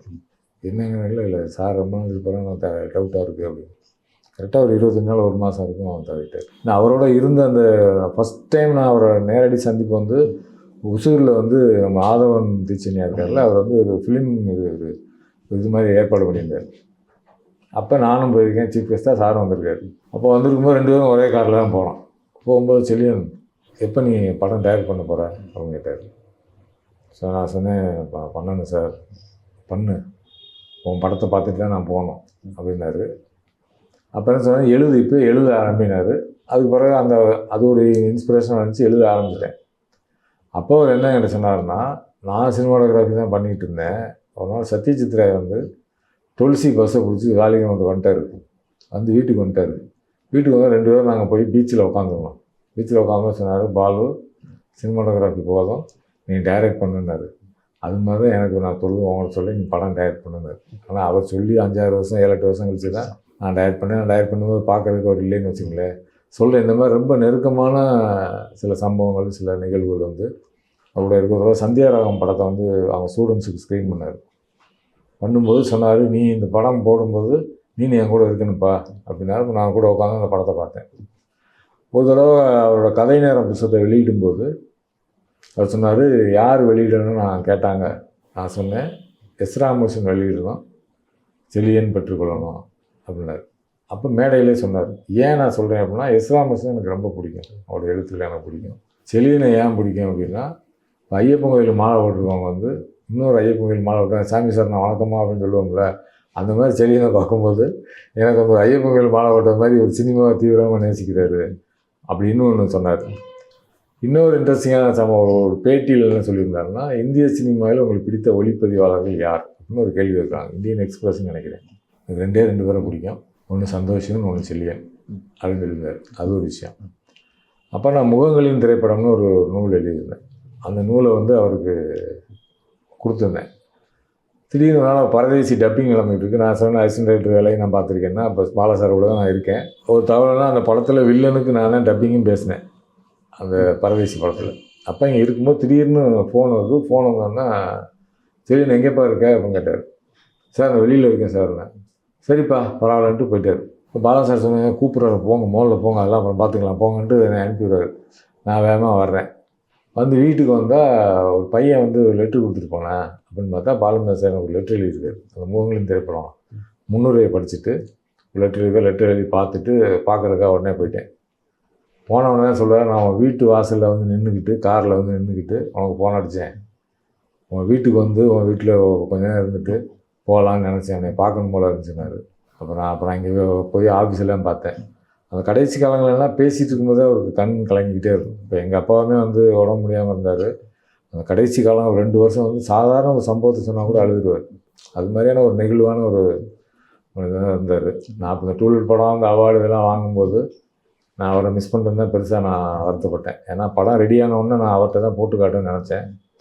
அப்புறம் என்ன செய்கிறேன், அடூர் கோபாலகிருஷ்ணன்ட்ட போய் அவர் வீட்டில் நான் போட்டு காமிச்சேன். அப்பா அவர்கிட்ட சொன்னேன், சார் நான் பாலுமேந்திரா சார் இருந்திருந்தால் இவ்வளோ தூரம் வந்திருக்க மாட்டேன் அப்படின்னு. ஸோ அது வந்து அவர் கூட இருந்த அந்த நாட்கள்ங்கிறது ரொம்ப. இப்போ நான் வந்து கடைசியாக பாலுமேந்திரா அவர் இன்டர்வியூ பண்ணியிருக்கேன் வந்து. அதில் அப்போ என்ன சொன்னாருன்னா வந்து, ஒரு கட்டத்தில் வந்து ஒளிப்பதிவை நான் விட்டுட்டு டைரக்ட் பண்ணிட்டு இருந்தேன் வந்து. ஆனால் ஒளிப்பதிவு சில படங்கள் பண்ணியிருந்திருக்கலாம் அப்படின்னு தோணுச்சு. நான் அந்த வருமானத்தை வச்சு நான் இன்னும் சில படங்கள் கண்டிப்பாக முயற்சி பண்ணியிருந்திருக்கலாம் அப்படின்னு சொல்லி. ஸோ நீங்களும் அதை பார்க்குற கட்டத்தில் அவர் வந்து ஒளிப்பதிவு விட்டுட்டு இயக்கத்துக்கு தான் வந்துட்டார். ஆனால் இப்போ ஒரு ஒளிப்பதிவாளராக ஒரு அந்த இது இருந்தார் வந்து அவருக்குள்ள எப்படி என்ன மாதிரி என்ன இருந்தது? இல்லை அவருக்கு இல்லை. நான் என்ன பார்க்கும்போதுன்னா, அவர் வந்து தன்னை டைரக்டராக தான் நினச்சிக்கிட்டாரு. ஒளிப்பதிவுங்கிறது வந்து இடையில கூட சொன்னார், கூட ராம் வந்து என்னை கேட்டிருக்கான்ப்பா அவன் படத்துக்கு போனால் சொல்லி, எனக்கு சந்தோஷப்பா அப்படின்னு சொல்லி சொன்னார். அப்போ என்னென்னா, ஒரு ஸ்பெஷலாக யாராவது வந்து கேட்டாங்கன்னா பண்ணணுங்கிறதுல அவருக்கு ஒரு விருப்பம் இருந்துச்சு. ஆனால் டைரக்டர் மோடுக்குள்ளே வந்த பிறகு ஒரு பெருசாக சினிமாட்டோகிராஃபிக்கு யாரும் கூப்பிட்டாங்களாங்கிறது எனக்கு தெரியல. அந்த கடைசி சந்திப்பு நான் சொன்னேன். கடைசி சந்திப்பில் என்ன சொன்னார்னா, நான் சில தவறுகள் நான் பண்ணியிருக்கேன், அந்த தவறுகள் நீ பண்ணக்கூடாது, நீ பண்ண மாட்ட அப்படின்னு சொல்லிட்டு, இந்த படம் வந்து சசிகுமார் வந்து எனக்கு பெரிய ஒரு வாய்ப்பு இருந்தாப்போ நான் சொல்லணும். சசிகுமார் எனக்கு செஞ்சது நான் ரொம்ப நிறைவாக இருக்கேன். நான் நினச்ச மாதிரி ஒரு படத்தை எடுத்துட்டேன். அதுக்கு முன்னாடி என்ன செஞ்சாருன்னா, ஒரு நாள் என்னை கூப்பிட்டு அங்கே வந்து ஒரு நல்ல தலை பால் கிட்டால் ஒரு வயசான ஒருத்தர் ஃபோட்டோ வந்து பெரிய சைஸில் பின்னாடி இருந்துச்சு. நான் பார்த்துட்டு உட்காந்துட்டேன். உட்காந்தோன்னா, செழியன் ஒரு படம் எடுக்கலான்னு இருக்கேன், ஒரு ஆர்டிஸ்ட் தேவை, அதாவது ஒரு கிழமை இருக்கேன் பாரு, அவனை மாதிரி ஒரு ஆள் இருந்தால் எனக்கு சொல்லுனார். நான் திருப்பி பார்க்குறேன், இந்த ஆளை எங்கேயோ பார்த்துருக்கேன்னு மட்டும் எனக்கு தெரியுது, கண்டுபிடிக்க முடியல.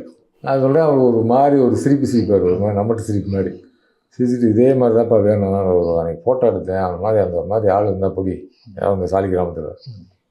சரி சார், நான் திரும்பி பார்த்தா இவர் தான் எனக்கு புரிஞ்சிருச்சு. புதுமை நான் சிரித்தேன், அவரும் சிரித்தார். நான் நடிக்கிறேன்ப்பா, நடிக்கலான் இருக்கேன் அப்படின்னு சொல்லி நடித்து, அந்த படத்தோட ரிவ்யூ, அவர்கிட்ட நல்ல பழக்கம்னா படத்தில் வரக்கூடிய பேப்பர் கட்டிங்ஸ் எல்லாம் படத்துக்கு விளம்பரம், சசிகுமார் நல்லா விளம்பரம் பண்ணுறான்ப்பா அப்படின்னு ஒரு ஃபைல் மாதிரி போட்டு ஆல்பம் மாதிரி பண்ணி ஒவ்வொன்றா காமிச்சார். பெரட்டி காட்டும்போது நான் சொன்னேன், குரசவா எனக்கு ரொம்ப பிடிக்கும், குரசவா மாதிரி ஒரு டேரக்டரானு நான் நினச்சேன், எங்கேயோ மிஸ் ஆகிட்டேன். காலம் எனக்கு அனுமதிச்சிச்சுன்னா தலைமுறைகள் மாதிரி இன்னும் 3 படத்துக்கான ஸ்கிரிப்ட் என்கிட்ட இருக்குது, அதை நான் எடுப்பேன்னு சொன்னார். அது நடக்காமல் போயிடுச்சு. நீங்கள் எடுத்த டூலெட்டும் சரி, அது ஒரு வீடு சேர்ந்த படம், அவரோட வீடு படம். ஸோ ஏதோ ஒரு வகையில் வீடு படம் உங்களுக்கு ஏதாவது இன்ஸ்பிரேஷனாக இருந்தது? கண்டிப்பாக வீடுங்கிறது அது இன்ஸ்பிரேஷன் இல்லாமலாம் சொல்ல முடியாது. வீடு போல நல்ல ஸ்ட்ராங்கான இன்ஸ்பிரேஷன். ஒரு வீடை வச்சு ஒரு கதை சொல்ல முடியுங்கிறது. அப்புறம் அந்த படத்தில் வந்து அவர் அந்த அந்த செவரை அப்படியே தாத்தா தடவுவார். தடவும் போது how to name it music வரும். அதெல்லாம் வந்து நான் சார்ட்ட அந்த கட்டுரையிலையும் எழுதியிருக்கேன், சார்ட்டையும் சொன்னேன். அப்போது சொன்னார், எடுக்கும்போது என்னப்பா வீட்டை போய் தடவரெலாம் எடுக்கிறான்னா என்கிட்ட காது கூட பேசுனாங்க. ஆனால் அது படத்தில் முக்கியமான சீன் பார்க்குறேன். ஏன்னா வீடை வந்து ஒரு பேரை மாதிரி பார்க்குறாரு அவர். அப்படியே தடவை கொடுத்து தன்னோட குடும்பத்தில் ஒரு ஆளாக பார்க்குறாருங்கிறதுல இதெல்லாமே டூலெட்டோட இன்ஸ்பிரேஷன் தான் அது. ஸோ பாலுமேந்திரா மாதிரி அடுத்தது உங்கள் மேலே ஒரு பெரிய தாக்கம் செலுத்தினவர் பி.சி. ஸ்ரீராம் வந்து உங்கள் குருநாதர் கூட வந்து. எனக்கு தெரிஞ்சு வந்து நான் உங்களை ஆரம்ப காலத்தில் பார்த்த காலங்களில் வந்து நீங்கள் நிறைய பேட்டியிலே சொல்லியிருப்பீங்கன்னு நினைக்கிறேன். ஒரு கொஞ்சம் சங்கோஜம் இருப்பீங்க, அதிகம் பேச மாட்டீங்க வந்து. ஸோ அந்த கேரக்டரை மாற்றினது பி.சி. ஸ்ரீராம் அப்படிங்கிற மாதிரி கேள்விப்பட்டிருக்கேன் வந்து. அது எந்த வகையிலன்னு சொல்ல முடியுமா? சார்ட்ட சேரும்போது இதில் ஒரு 1 இயர் நான் வந்து அதுக்கான திரும்ப முயற்சி பண்ணி நான் சேரும்போது நமக்கு தெரியும், ஊர்லேருந்து நம்ம வந்தோம் அப்படின்னா முதல் அதிர்ச்சி நமக்கெல்லாம் சென்னைக்கு வந்த உடனே இங்கே பேசுகிற ஆங்கிலம் தான். எனக்கு என்ன தமிழ்நாட்டிலே இருக்காங்க, ஏன்டா எல்லோரும் இங்கிலீஷ் பேசுகிறாங்கன்னு எனக்கு தோணுச்சு ஃபஸ்ட்டு. எவனை பார்த்தாலும் இங்கிலீஷ் பேசுகிறேன், அது தமிழில் எதுவுமே பேசுகிறது இல்லை, சாதாரண விஷயம் கூட. அது நான் ஒர்க் பண்ணது வந்து ஒரு அட்வர்டைஸிங் ஏஜென்சி, சாரோட ஜேஎஸ் ஃபிலிம்ஸ்னு, அங்கே தான் நான் ஒர்க் பண்ணுறேன். ஒர்க் பண்ணும்போது எல்லாருமே இங்கிலீஷ் தான் பேசுகிறாங்க, எனக்கு பேசுகிறது புரியுது, ஆனால் திருப்பி பேசுகிறதுக்கு கூச்சமாக இருக்குது.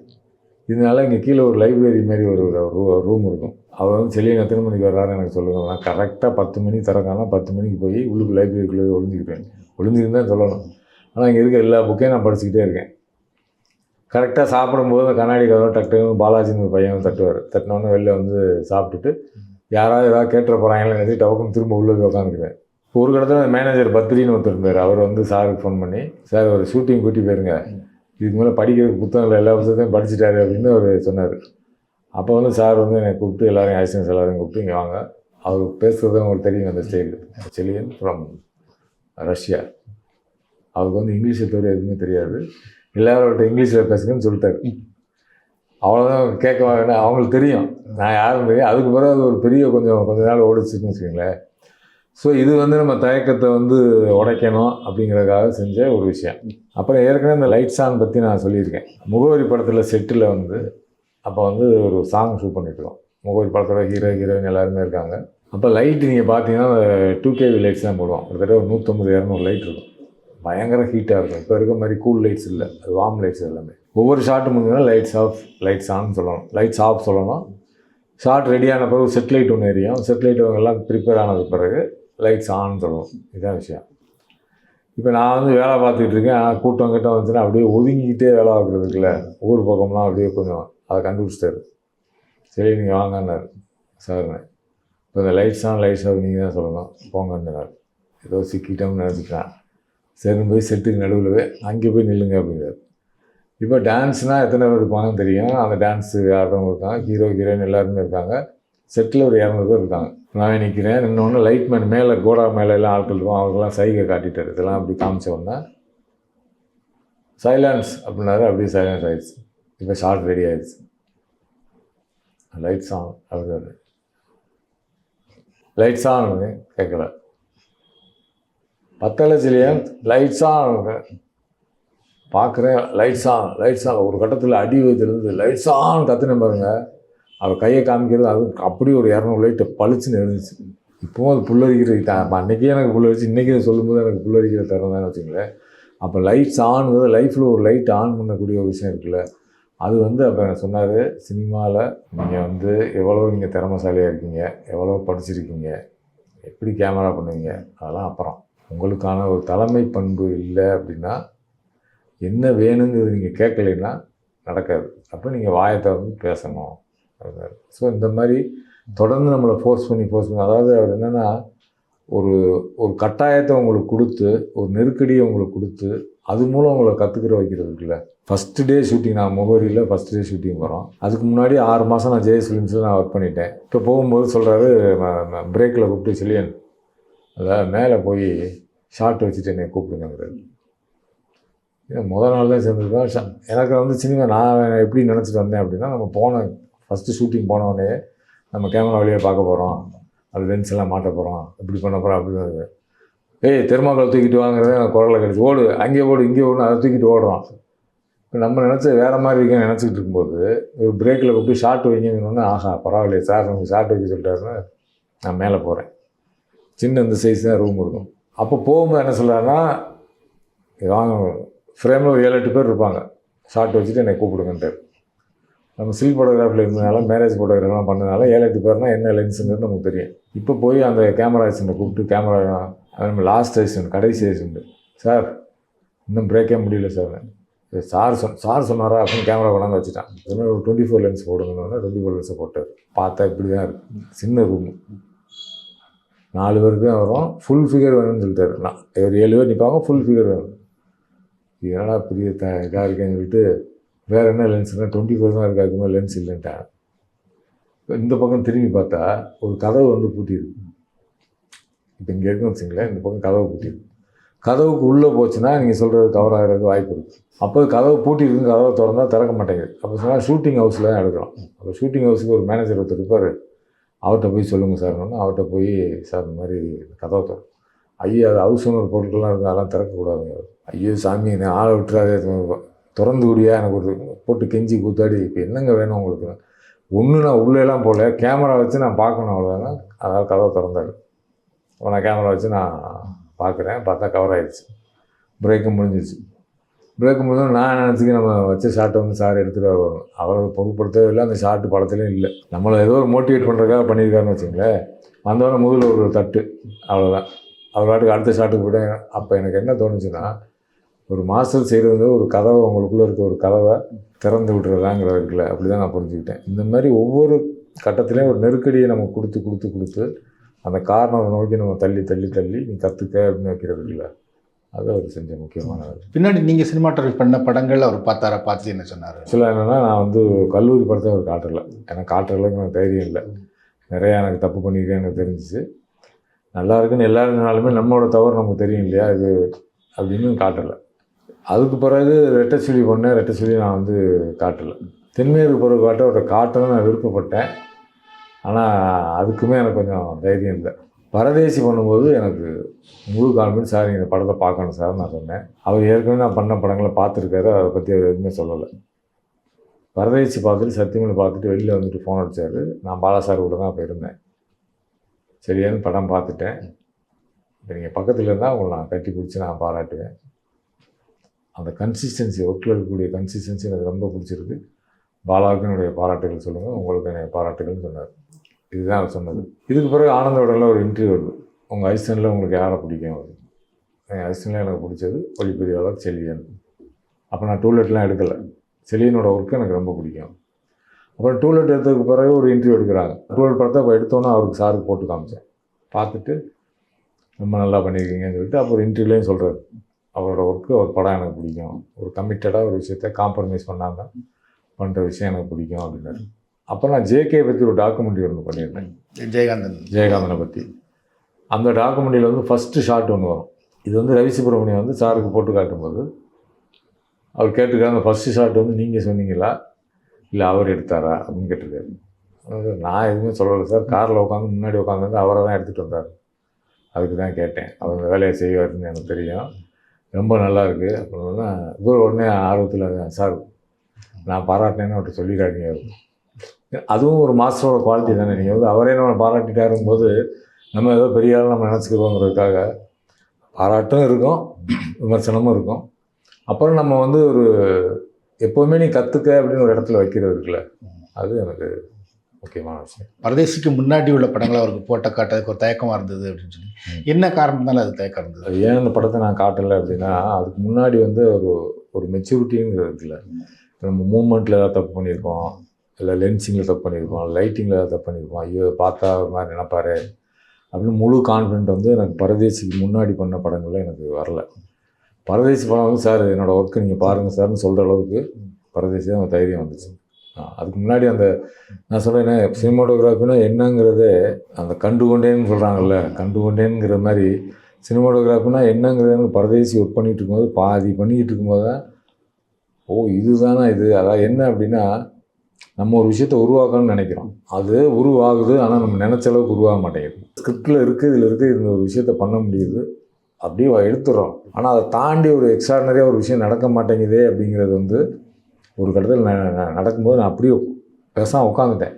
எனக்கு இதுதாங்கிறது எனக்கு புரியும் போது அமைதியாக இருந்துட்டேன். அப்போ இந்த படம் வந்து சார்ட்ட நான் காட்டணும். அப்போ அது வரைக்கும் இருந்த குழப்பங்கள் இல்லை. அந்த பரதேசி நாங்கள் ஷூட் பண்ணிட்டு இருக்கும்போது ஒரு 10-20 நாளில் வந்து பளிச்சுனது ஓப்பன் ஆன உடனே அதுக்கு பிறகு எனக்கு அதில் எந்த குழப்பமும் எந்த சந்தேகமும் எதுவுமே இல்லை. இப்போ நீங்கள் ஒரு கதையை சொல்கிறீங்க அப்படின்னா அதை நம்ம எடுத்துட முடியும். இது வந்து எந்த படம்னாலும் சரி, எந்த நாட்டு படமாக இருந்தாலும் சரி, சினிமாட்டோகிராஃபி பண்ண சொன்னால் நம்ம பண்ணிட முடியும். அது ஏதோ ஒரு விஷயம் அதுலேருந்து டக்குன்னு ஓப்பன் ஆச்சு. அப்போ பரதேசி படத்தை சாரு கண்டிப்பாக காட்டணும் அப்படின்னு காட்டும்போது அவரும் அதை பாலுமேந்திரா சாரும் பாராட்டினார், பிசி சாரும் பாராட்டினார். கண்டுகொண்டேன் அப்படிங்கிறது அந்த தருணத்தை எதுவும் சொல்ல முடியுமா? பெரிய குளத்தில் நாங்கள் அந்த செட்டில் அதை எடுத்துகிட்டு இருக்கோம். எடுத்துகிட்டு இருக்கும்போது பரதேசி கேரக்டர் இருக்கார்ல, மெயின் கேரக்டர் இருக்கார்ல, அவர் வந்து ஊரை விட்டு பிரிஞ்சு இங்கே வந்து இருந்து ஒரு விஷயத்த பண்ணிகிட்ருக்காரு, வேலை பார்த்துட்ருக்காரு, ஊர் ஞாபகம் வருது, எல்லாம் வருது. அப்போ வந்து ஊர் ஞாபகம் வரும்போது அது எப்படி விஷுவலாக மாறுது. நான் பேசிக்கிட்டே இருக்கும்போது இப்போ பாலா சார் சொல்கிறாரு, ஊரில் இருந்துன்னா திருப்பி அது என்னென்னு எனக்கு அது என்ன செய்யலாங்கிறது டிஸ்கஷனாக மாறுது. நான் அவரும் பேசிக்கிட்டே இருக்கோம். அப்போ வந்து எனக்கு தோணுது நான் அவனை சொல்லாமல் சொல்லணுங்க. அந்த வேதிகா கேரக்டர் வந்து அந்த லவ் பண்ண கேரக்டர் வந்து குழந்தையோட விட்டுட்டு வந்தாங்கிறது, அந்த குழந்தையோட இங்கே நடந்து வந்தால் எப்படி இருக்கும் இந்த செட்டுக்குள்ளே அப்படின்னு சொல்லி நான் சொன்னேன். எடுத்து பார்ப்போம், ஆனால் நான் யூஸ் பண்ணுவேன்னு தெரியல, எடுத்து பார்ப்போம் அப்படின்னாரு. சரி, உடனே அந்த ஆர்டிஸ்ட் வர சொல்லியாச்சு. நான் வந்து ஒரு லென்த்தியாக ஒரு ட்ராலி போட்டுட்டு இங்கேருந்து அப்படியே வந்து இப்படி எடுக்கிறேன். எடுக்கும்போது அந்த பொண்ணு இங்கேருந்து நடந்து வர்றாங்க. டேக் 1 போகுது, டேக் 2 போகுது, டேக் ஓகேன்ட்டார். அப்புறம் ஏதோ ஒரு சின்ன கரெக்ஷன் வச்சு இன்னொரு டேக் போகலான்னு இருக்கும்போது இப்போ நான் சொன்னேன் இங்கேருந்து இப்படி போய் லெஃப்ட் ரைட்டு போயிட்டோம், ரைட்லேருந்து இப்படி லெஃப்ட்டு போவோம், இங்கே நடந்து வரட்டும், ரைட்லேருந்து லெஃப்ட்டு போய் இப்படி நிப்பாட்டுவோம் அப்படிங்கும்போது எனக்கு என்ன ஒரு டவுட்டுன்னா அது கனவு சீன் தான் கிடக்காது. கனவுல வரக்கூடிய ஒரு காட்சி. ஆனால் அது கனவுங்கிறது கன்வே ஆகலை. ஏதோ ஒன்று குறையுதுன்னு தோணிகிட்டே இருக்குது. அப்போ என்னன்னா ஃபைனலாக இங்கே போய் நிப்பாட்டும் போது ஒரு மரத்துக்கிட்ட நிப்பாட்டும். அப்போ நான் அந்த பக்கம் பார்க்குறேன், ஒரு பெரிய பூ, அதாவது ஒரு இந்த ஊமத்தம்பூ மாதிரி ஒரு கலரில் ஒரு பெரிய இவ்வளோ பெரிய பூ இருக்குது. அந்த பூ வந்து கொடியோடு எடுத்துகிட்டு வாங்க, அந்த 4 கொடியோடு எடுத்து அந்த மரத்தில் சுற்றி அந்த பூ இப்படி இருக்குது. அப்படியே மூவ் பண்ணி வந்து அந்த பூவோட நிப்பாட்டும் போது ஒரு கிராஸ் ஆகி போனால டக்குன்னு எனக்கு அதுக்கும் அந்த ஷாட்டுக்கும் கனெக்ஷன் இருக்காங்கிறது தெரில. ஆனால் ஒரு விஷுவலாக ஒரு விஷயத்தை கன்வே பண்ணுறதுங்கிறது எனக்கு சொல்லும் போதே ஒரு மாதிரியாக தான் இருக்குது. அது பூவை பார்த்து அந்த பூவோடு அந்த பொண்ணு நடந்து வர்றாங்கிற கனெக்ட் ஆகும்போது டக்குன்னு எனக்கு அது ஓப்பன் ஆகிடுச்சுன்னு தெரிஞ்சு. விஷுவலாக ஏதோ ஒன்று கனெக்ட் ஆகும்போது இப்போ உங்களுக்கு தொடுறாருன்னு நீங்கள் ஃபீல் பண்ணுறது இருக்குல்ல, அப்போ வந்து என்னை ஏதோ ஒன்று தொடுதுங்கிற ஒரு ஃபீலிங் அந்த இடத்துல வந்துச்சு. அதுக்கு பிறகு ஒரு சினிமாட்டோகிராஃபிங்கிறது இவ்வளோ ரகசியங்கள், இவ்வளோ ஃபோல்டு உள்ளே இருக்குது, அது ஒன்று நம்ம பார்க்கணுங்கும்போது அந்த ஷாட் படத்தில் இல்லை. அதே ஷாட் வந்து பின்னாடி கிளைமாக்ஸில் அவர் வேறு மாதிரி கன்சீவ் பண்ணி கிளைமாக்ஸ் அந்த பொண்ணு வர்ற மாதிரி வச்சாருன்னு வச்சுங்களேன். எனக்கு என்ன தோணுச்சா, இந்த மாதிரி ஒரு விஷயத்தை பண்ணி பார்க்கும்போது ஏதோ ஒரு எலிமெண்ட்டை உள்ளே ஆட் பண்ணும்போது அது வேற ஒரு இடத்துக்கு அது கொண்டு போகுது. அது எனக்கு ஒரு ஃபைண்டிங் மாதிரி இருந்துச்சுன்னு வச்சுக்கோங்களேன். ஈஸ்வரம் வந்து நீங்கள் காமிக்கலன்னா கூட அந்த படங்களை அவர் பார்த்தாரு அப்படின்னு சொன்னீங்க. எப்போது அதை பற்றி பேசியிருக்காரு அவங்ககிட்ட? இல்லை சார்ட்டு நான் சேரும்போது நான் வந்து அம்மா அப்பா 2 பேருமே வாத்தியார்கள். நான் ஸ்கூலில் நல்லா படிக்கிற மாணவன். 10th நல்ல மார்க், ஸ்டேட் லெவலில் ஒரு 1000 ரேங்க்கில் நானும் ஒரு ரேங்க்னு வச்சுங்களேன். அது ஸ்காலர்ஷிப்லாம் கூட வாங்கினேன். அப்போ நம்மளை பற்றி நமக்கு ஒன்று ஒரு இருக்கும்ல, நான் வந்து இப்படி அப்படின்ற நல்லா படிக்கக்கூடிய மாணவன், கொஞ்சம் டிசிப்ளினாக இருக்கக்கூடிய அப்படின்னு இருக்கும்ல. பிஜி சார்ட்ட நான் வந்து சேர்ந்துட்டேன்.